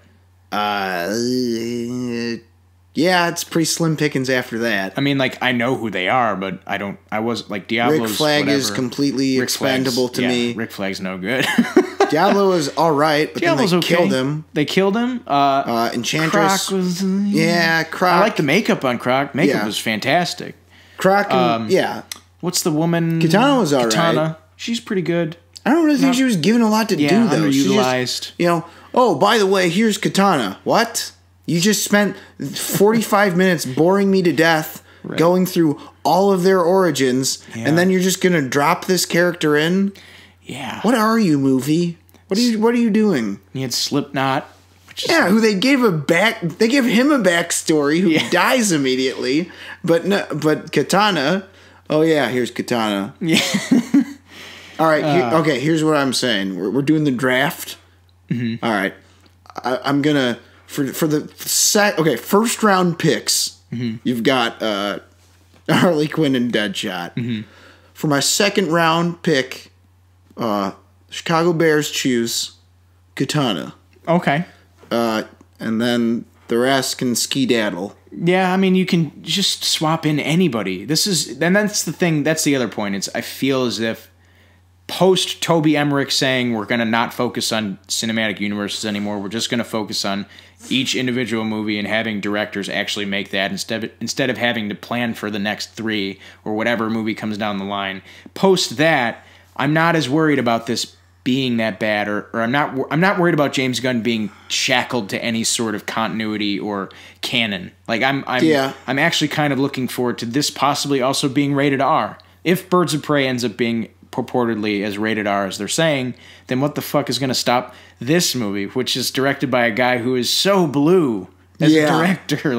When he's allowed to be. With R-rated Super movies. and Slither, and I mean, he worked for Troma for God's exactly. His beginnings were at Troma. I think that says enough about he's not exactly prude when it comes to crass material. He's too prude, or he's too wacky and blue for his own good. Some would say. Yes, sometimes. This is I think this is a good move, and I think it was, looking back, I think it may have been only a matter of time before they did this. Because when they hired him to write it, it's like, come on. Do you think he's maybe more suited for this than Guardians? Maybe. And it might be because of the Disney brand not being in the way. But I don't know. This movie could suck ass. But, for me, it seems like a good idea on paper. So did David Ayer making the first one, though. Well, I was going to say, if they give him more than 6 weeks to write the script, right. Hopefully. Right. I guess I'm fine with this. Mm-hmm. I would say this is probably a better choice. Honestly, okay, let me put it this way. I'm infinitely and exponentially more interested in him doing Suicide Squad 2 or whatever the hell they're going to call it. The Suicide Squad, as it's reported. Talk about confusing the shit out of the 55-year-old dads. God. More on that in a second. But I'm way more interested in this than I am Guardians 3. Really? Guardians 3, I don't really care who directs at this point. I'm just done with them. Okay. Interesting. I get that. 2 kind of made me done with them. Mm-hmm. And honestly, kind of, I think this is going to sound... this might draw some ire. Maybe not. I thought they were the worst part, mostly, of Infinity War. Mm-hmm. Aside from Gamora, because her story's kind of important. Yeah, I understand that. The shittiest scene, the one that I hate the most. The Star-Lord stuff. It's just not funny. Mm-hmm. None of it was like the Thor Star-Lord thing. Mm-hmm. But, I agree with you. I think I can look forward to this because this is, what the hell are we going to get with this? Whereas with Guardians of the Galaxy 3, I feel like I know what we're going to get. No, exactly. It's like, they're going to do cute things and Groot's a baby or he's a teenager. Who the hell knows? Right. I don't know. I'm just done with Guardians, man. I really liked 1, and then 2 is just not my thing at all. I feel you. It was definitely one of the lackluster Marvel movies I've seen. That's absolutely my least favorite Marvel movie. Yeah. I mean, for me, it's still Thor 2, but... I think that if James Gunn is allowed to sort of fall back on what he sort of cut his teeth in originally, such as Slither, and that kind of stuff, if he's allowed to implement that, then Suicide Squad 2 should, or whatever the fuck it's going to be called. The Suicide Squad, whatever. The next one. The next one will be something special. I agree. All right. So that'll do it for the news. All right, so now we move on to our review section. We're going to do a couple episodes of Deadly Class. We're going to start with episode 2. So, episode 2, as a little recap, it picks up where we were left off with. Marcus had killed that dude, and he's at the new high school, and he's part of the Rats. Yes. So it's the Legacies and the Rats, and I guess I'm just a dumbass. I just didn't really pick up on that entirely. I just thought they're the loser kids, but there's more to it. Mm-hmm. It's because they're the ones who... They're unaffiliated. They're unaffiliated, and that's why... now that I'm learning their names, Petra, Billy, and the British kid. Okay, so I didn't learn all their names. That's okay. Whatever. And Marcus, that's why they're there. Mm-hmm. So the second one, we get a pretty good fight scene started off. They're getting poisoned. They're getting tested, Yes. I was a big fan of that. There's some weird, they gotta eat that plant in order to save themselves. They gotta eat that plant to save themselves. And I like that scene to start the episode because that way they're not falling into the trap where with action shows 55 minutes of bullshit and 5 minutes of fighting at the end. Right. Mixing it up so it's not always the same. Yeah, I like that change which is of pace. Important. Yeah, the survival scene, the survival test. Yeah, right off the bat. And then the second part of the episode, I guess I wouldn't say it was filler. It's just a bit slower. Yeah, I agree. Though it's at least slower, but the setting is interesting. It's at that house party. Brian Posehn's there. Oh my God, he's the best. How perfect is he? Just as the old rocker dude. He cracked me up.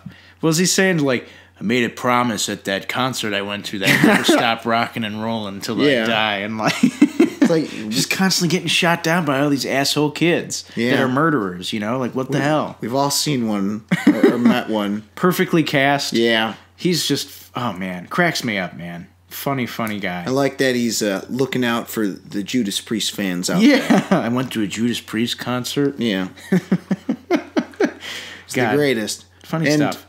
I guess the one positive of it slowing down is you do get to know the characters a little bit more. Yes. On a personal level, which is, I think, important for a show like this. You've actually come, not full circle, but you've come a little bit around on certain characters in this episode.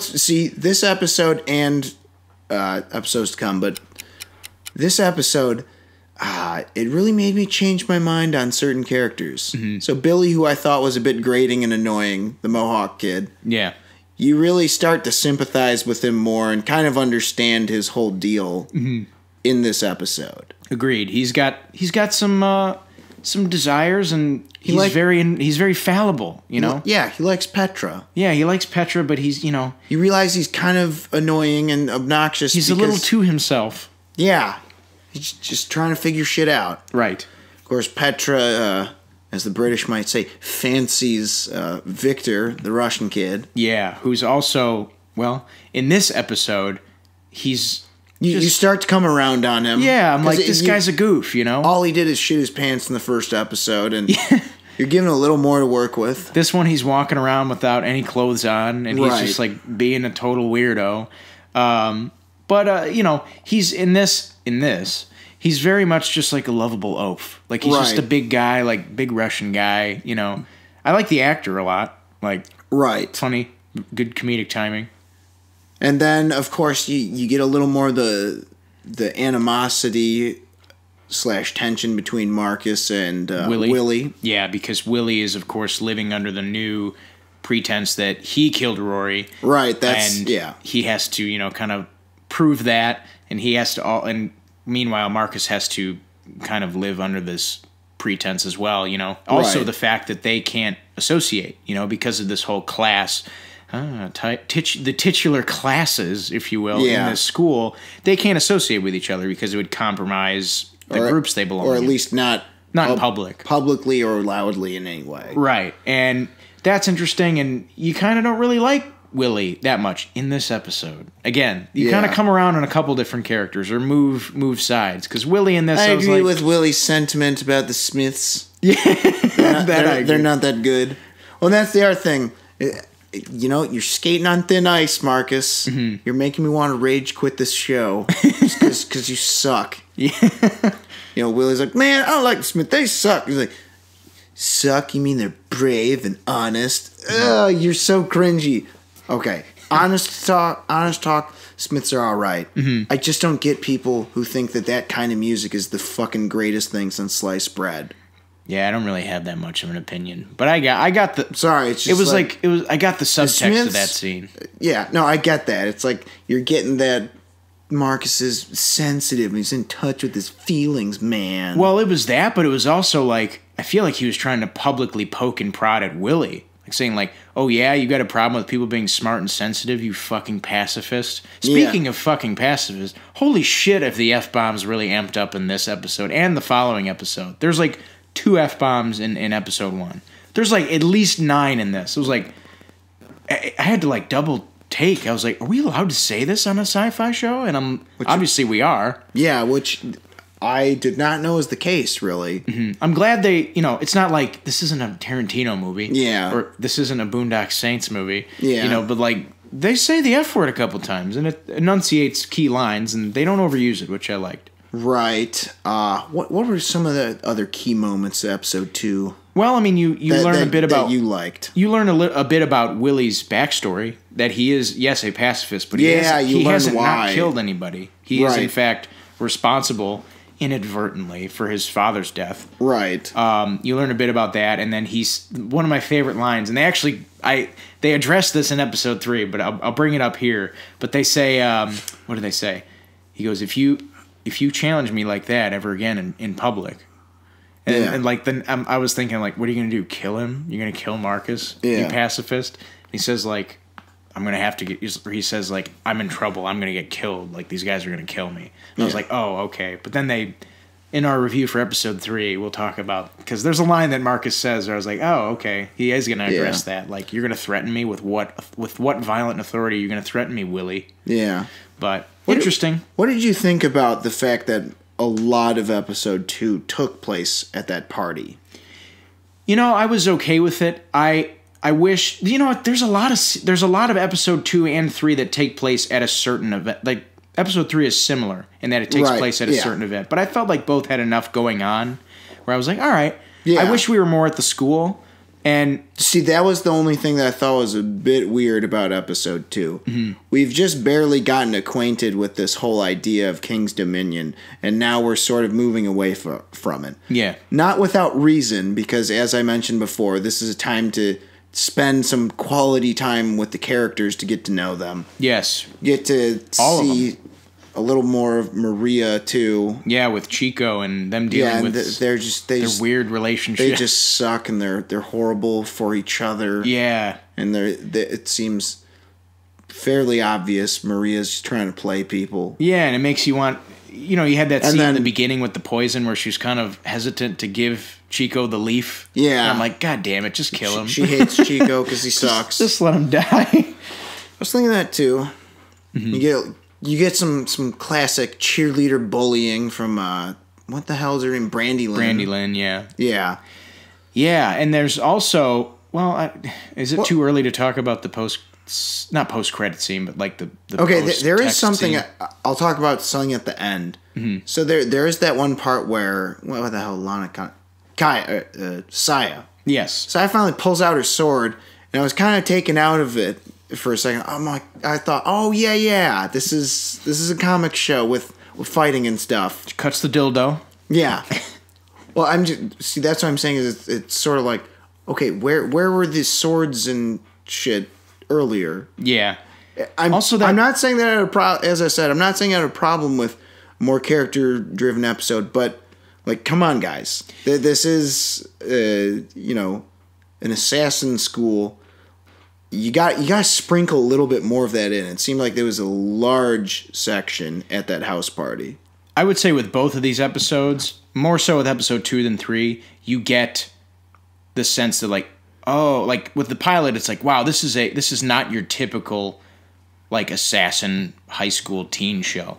Whereas with episode 2, it's like it's still a teen show. It's still a high school show. It sort of falls back on it, but it doesn't do it in a shitty way. No, it does it in a very different way. Like, it's still violent and still dark. I'll allow it because it's a series. Right. And like, as much as I hate filler, it's like, you need a little bit, but there's enough in this. There's enough scenes where, like, that was a good scene or a good line or a good character reveal. Yeah. See, well, that's the other thing is I feel like that's a better choice to do that on episode 2 than a pilot. Mm-hmm. Yeah. I agree. The pilot is a little faster moving, but I think that's obviously that's supposed to hook me in, and it did. Yeah. You got Brian Posehn there to help you get through some of the small, boringer parts. Yeah. More boring parts. I wouldn't call them boring. They're just... Not as much action. Not so much hacking and slashing and punching and motorcycling. It's just a lot of... by the way, that character's name is Lex, the British kid. Oh, Lex. Just got to deal with Lex being drunk and being a hypocrite and being a fucking asshole. Yeah. I've gone a couple ways on that kid, too. Like, first episode, I was like, I don't know. Okay. And then episode 2, I'm like, fuck this guy. Don't hang out with this kid. He sucks. Right. So, any other parting thoughts on episode 2? I love the final 2 scenes. Go ahead and tell the people. Well, we got our first glimpse at Chester Fuckface Wilson, who is one of the, if not the only surviving person to survive the boys' home fire that Marcus allegedly created.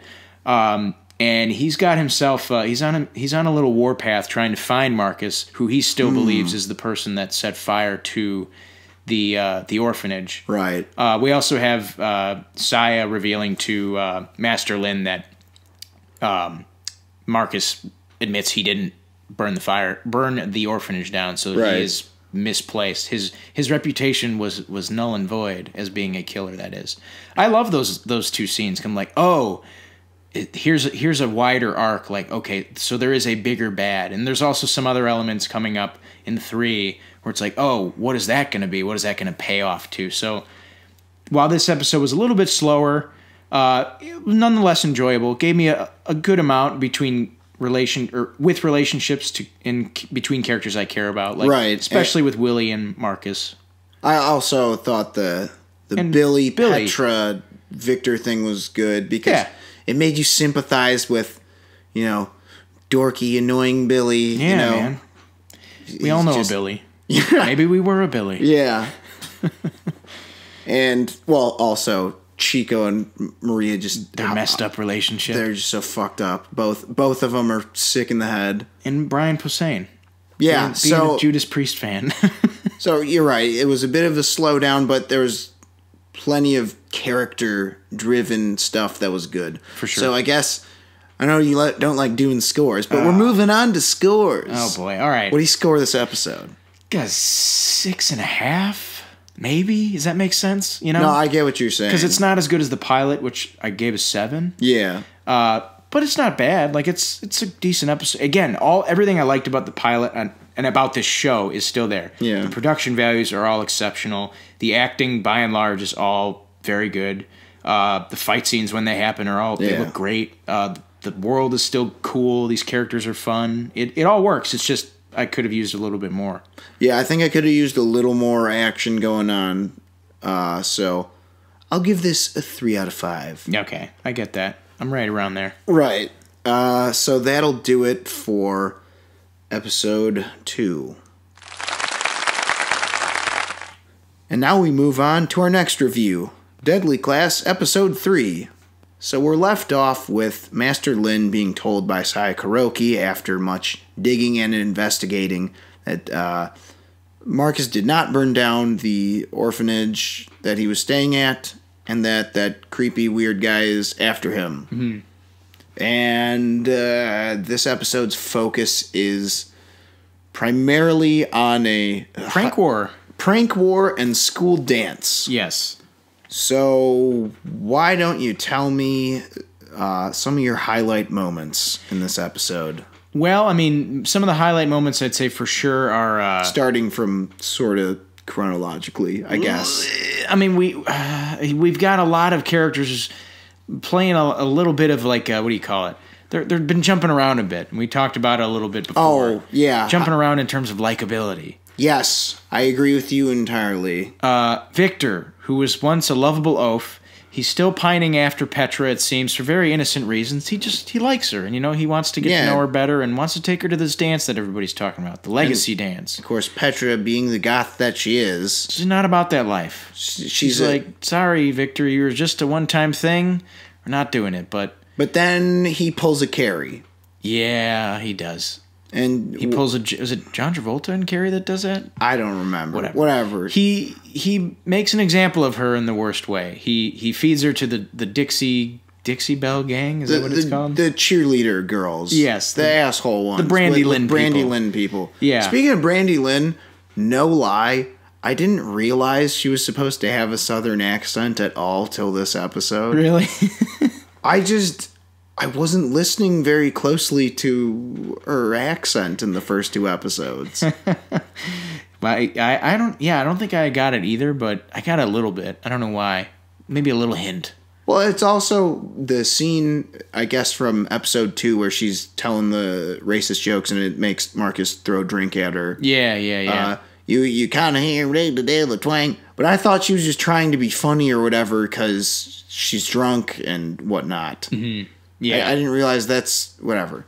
So she got a southern accent. Yes, and she's not a fan of Petra, and Victor is there to facilitate this. And what the fuck, Victor? Yeah, I thought you were a lovable oaf, and now you're an asshole. They really 180'd him. Yeah, because I was starting to turn around with him. Yeah, it's unfortunate, but there's that, and then there's also Willie. Willie is still on that. He's on the. I'm still a fan. Oh, I like him. It's just I like him even more. Yeah, I look out for those who defend Chris Claremont's X-Men honor. Yeah, there you go. Well, before it was like, I like this Willie kid. He's got a good heart, but man, I don't like him, putting down our main character in public. Like, whatever, like, all that it's unfortunate. But he gets a moment where he gets to stand up for his friend in this. I'm like, good on you, Willie. Good on you, Willie, except Marcus, man, you're skating on thin ice. That was another thing. Go ahead and explain that. Okay, so I've been ragging on Marcus for being kind of a mopey little bitch and kind of just has like sort of an annoying attitude. I don't know how else to describe it. Mm-hmm. Like I've sort of like said that he's sort of unreasonable, like his worldview, and I understand that he's had a shitty life, so he's not going to have, you know, the most positive outlook on things. Mm-hmm. But this whole like, okay, I jokingly said in another review of another episode, like his attitude can kind of be summed up by corporations, man, and he literally does that. Mm-hmm. Like I was joking when I said that, like. That's his attitude. Not that he'd actually say something like that, but then he does it. Corporations are what's like wrong with society. And now here's where I realized, yeah, I am a fan of Billy. Talks about the burgers? Yeah, he talks about cheeseburgers. He's like, come on, what about McDonald's? I'm like, yes. You know what? I like you, Billy. He does. You know what, Billy, you've turned a new leaf. Well, I thought you were a little grating and annoying, but I've learned to appreciate this character. Marcus, man, ugh. I'm not gonna lie. Like when he's fighting Chico, I'm like, Chico beat his ass. I don't want it. It was again just like one of those boxing matches. He's like, you're both pieces of shit, but I want someone to get beat up more. Yeah. Well, there was another interesting pushback on that too, where there's a part towards the end where Marcus is going on about, I don't know if he's talking about corporations or government, but it leads Willie to kind of push back on him and say, no, I don't believe in that bullshit. I think there is good in the world, and it comes in the form of community and people looking out for when they're talking about patriotism. Patriotism, yeah. That's what it was. They were talking about, like, what is patriotism, man? It's just you standing up for ideals that don't even exist. And it's like corporations, brah. Yeah, and Willie's like, you know what, motherfucker? There are real things in the world, like getting killed. And, like, protecting people you like from not getting killed. That's the code we used to live by in the shitty, like, part of the world that I used to live in. So I don't necessarily think this nihilistic attitude you have is warranted. And he gives Marcus some food for thought in that. I like that. Which I think is super helpful for making me want to come back next week. Yeah, I hope so. That's the one problem I had with this episode. Mm-hmm. I was totally digging everyone's story. Mm-hmm. You know, Billy and Lex, you know, just sort of doing whatever. Throwing up. Yeah. Eating rat. Oh, yeah, they're literally fed rat. Yeah. But then Marcus's scenes come and you're just sitting there thinking, come on, go away. Can't this show be about someone else? Yeah, I get that. No, well, but what the hell? I think that the end really did save it. Yeah. Also, there's a distinct lack of Master Lin. Well, actually, no, that's not true. Well, we got a couple great scenes with him. For a lot of the episode, there's a distinct lack of Master Lin. So it... okay, I think I accidentally spoiled this by reading about the comic. I think this is implied in the episode. Spoilers, I guess. I'm not sure if I'm right on this. I might not even know what you're talking about, so go ahead. Okay, so... rip it off like a Band-Aid. Okay, so I think what's implied is that the final exam is to kill the rats. Oh, really? Isn't that implied somewhere in the episode? And that's what... A little bit. That's what, what's his name? The teacher played by Henry Rollins tries to... Yeah, that's what I was going to say. I'm like, what the fuck is going on with him? Well, because they send that symbol, they say something about they have a big argument about legacies versus rats. And he kind of alludes to Marcus that like, hey, dude, watch your back when finals time is coming along, stay exactly. low. And like he goes and tries to tell Willie about this and it's like, hey, I think something's going to happen with Henry Rollins. Willie shoots him down in public. But then you have that scene where Henry Rollins tries to retire, and Benedict Wong or Master Lin is like, dude, you can't. They're going to kill you. And, like, Master Lin and him are friends, so, like, Master Lin goes to that, like, place where, like, people are furniture. I thought that shit was so weird. He's like, it's like the school board, essentially, for this fucked up murder school.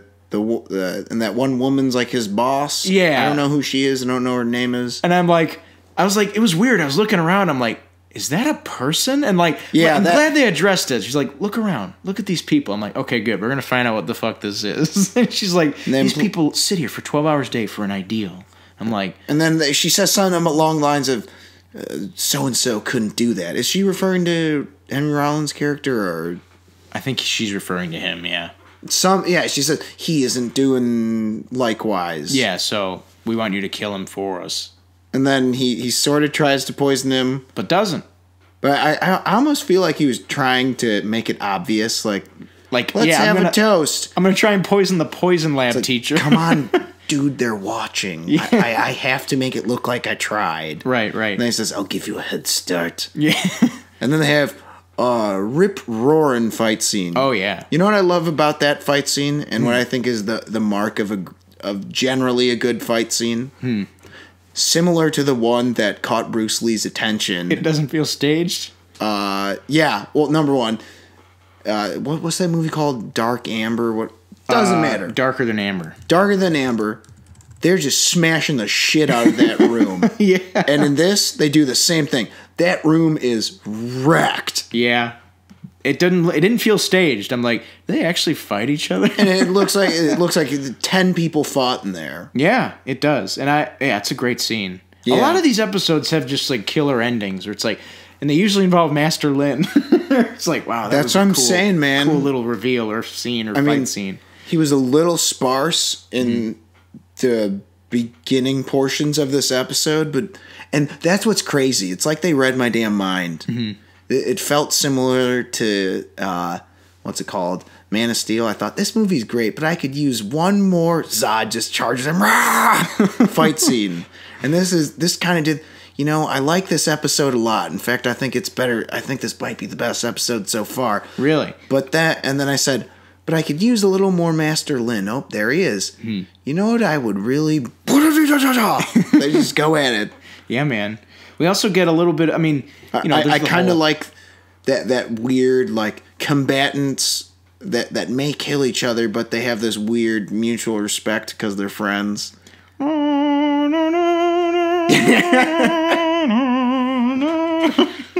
You were the chosen one. Oh, yeah, I kind of got that vibe there.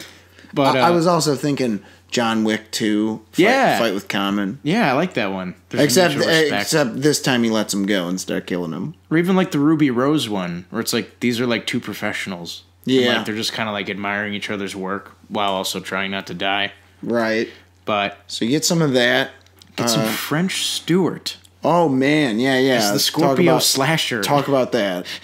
So one of many. There are many classes in this. There's actually another class which I don't know if we're going to talk much about. It's like the one where they do like a dry run of like a hostage situation. Yeah. But the other class they have, it's like Intro to Psychopathy or something. It's about like the mind of psychopaths. And who else is the teacher? But he's called the Scorpio Slasher. I'm assuming that's like an alternate version for like the Zodiac Killer. Yeah. And it's played by none other than Third Rock from the Sun's own French Stewart. Right. He's great. He's just like so creepy and like blows weird. my mind when you told me that was him. Yeah. I felt flabbergasted. I said, "That's him," which is so weird because it's like, "Oh, hey, French Stewart." Bye, French Stewart. Yeah, that's it. I was like, "What the fuck?" Just a little scene. He better be back. I also did like, was that the intro scene, the one where it's the fake hostage thing? I think it was either the intro. No, the intro scene was the. It was actually another animated scene. Yeah. I like those scenes, by the way. Right. Those are fun. The animated scene involving Fuckface Wilson. Right. But I think it was like right after a commercial. One of the commercial breaks, we get that like that hostage situation scene where like Marcus fucking falls over. I kind of felt something was weird about it, and yeah, it was a good scene because he's just wrecking people. Well, dude, what? Saya Kuroki weighs 95 pounds wet, and this guy's 6'5", and tossing him around the room. That's one thing I got to say about this episode is this is definitely, I mean, they're only 3 episodes deep, but this is the most action-packed episode. Even so far as, like, there's, like, small scenes, like the liquor store robbery scene. Right. Or, like, the dance, the scene at the dance where they're all shooting people in the head with blow darts. And they're making them freak out. Yeah. So, like, stuff like, those are small scenes, but they all amount to, like, I would say there's a lot of action in this episode. Yeah. Be it small or well, and they sort of have a fight at the end of the dance. Oh, yeah. So, well, we could talk a little bit more about that. Yeah, I mean... So, Petra Dunn gets carried. And what does Carrie do? Uses her telekinesis. But in this case, they all blow dart the bullies So some of them in the face. Yeah. Well, she headbutts Brandy Lynn right in the face, and then blow darts her in the forehead. And then because it's this drug that makes him flip out. Yes, it's called Mellow Yellow. Yeah. Funny. So that was pretty cool. They're just all tweaking out. I felt like this episode was a very good balance between, like, well, it's high also school like, and the genre of right. See, that's what I was gonna say. It's like, let's get back at the high schools. Mm-hmm. Yeah, let's make them do this weird drug and have a big brawl. Yeah. That's a better, to me, that's what I think it did better than the house party episode, which was fine. It was a better blend of high school hijinkery and action. Right. It's like you gotta. Well, also the pranks that happened to the rats were a little more extreme, like making them literally eat rats. Yeah, and the rat traps and all that mess. Yeah. Yeah, that's I what liked it. So that's what I'm saying is the parts that needed to be exaggerated for the sake of depicting this heightened world were done better. I agree. Where the house party just kind of it felt almost too normal. Mm-hmm. You're right. This did a much better job of doing both, so to speak. Mm-hmm. And of course, at the end of this episode, we get that legendary fight scene. Well, I mean, it's very, very, very good fight scene between Henry Rollins and Benedict Wong. But we also get a little bit of an interesting thing. We see a member of I don't know what the hell what do they call? What is Saya's gang called? The Kuroki Yakuza or something like that. Yakuza related. Because her last the Kuroki, I guess they're whatever Saya's people. Yeah. Well, it's one of her people, right? One of her gang. Yeah. Yeah. Gets basic. What I'm assuming is a hit. Like gets a like a parcel full of money with a photo of Saya on it. So something's gonna happen. Something's going on. Some people are after her. Who is it? Possibly, it did the parcel look familiar to like the envelope that Henry Rollins gave to Benedict Wong? Like it had that I think seal on it. That's what I think. I think there's something to do with that seal, and I mean, there's probably in the comics somewhere. Mm-hmm. So someone who knows the comics is like, that's obviously this idiot, fucking idiot. Yeah, whatever. We don't know. We're dum-dums when it comes. I'm kind of remiss. I'd like to read the comics. As would I. I believe I'll check them out at some point. But back to the envelope things. Mm-hmm.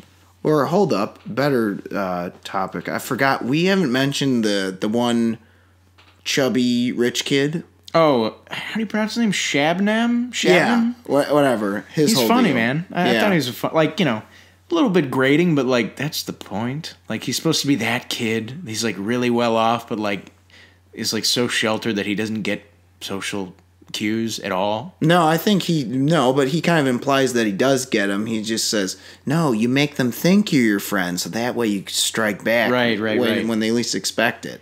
Yeah. So I feel like he'll be an ally or a valued asset later. A valued asset and a major player on the field at some point. Agreed. Yeah, I liked him. And I still don't like Lex that much. Yeah, Lex is starting to get annoying. Sucks. Why do you hang out with this fucking guy? But I like Billy. I like Willie. I like Marcus. Petra's good.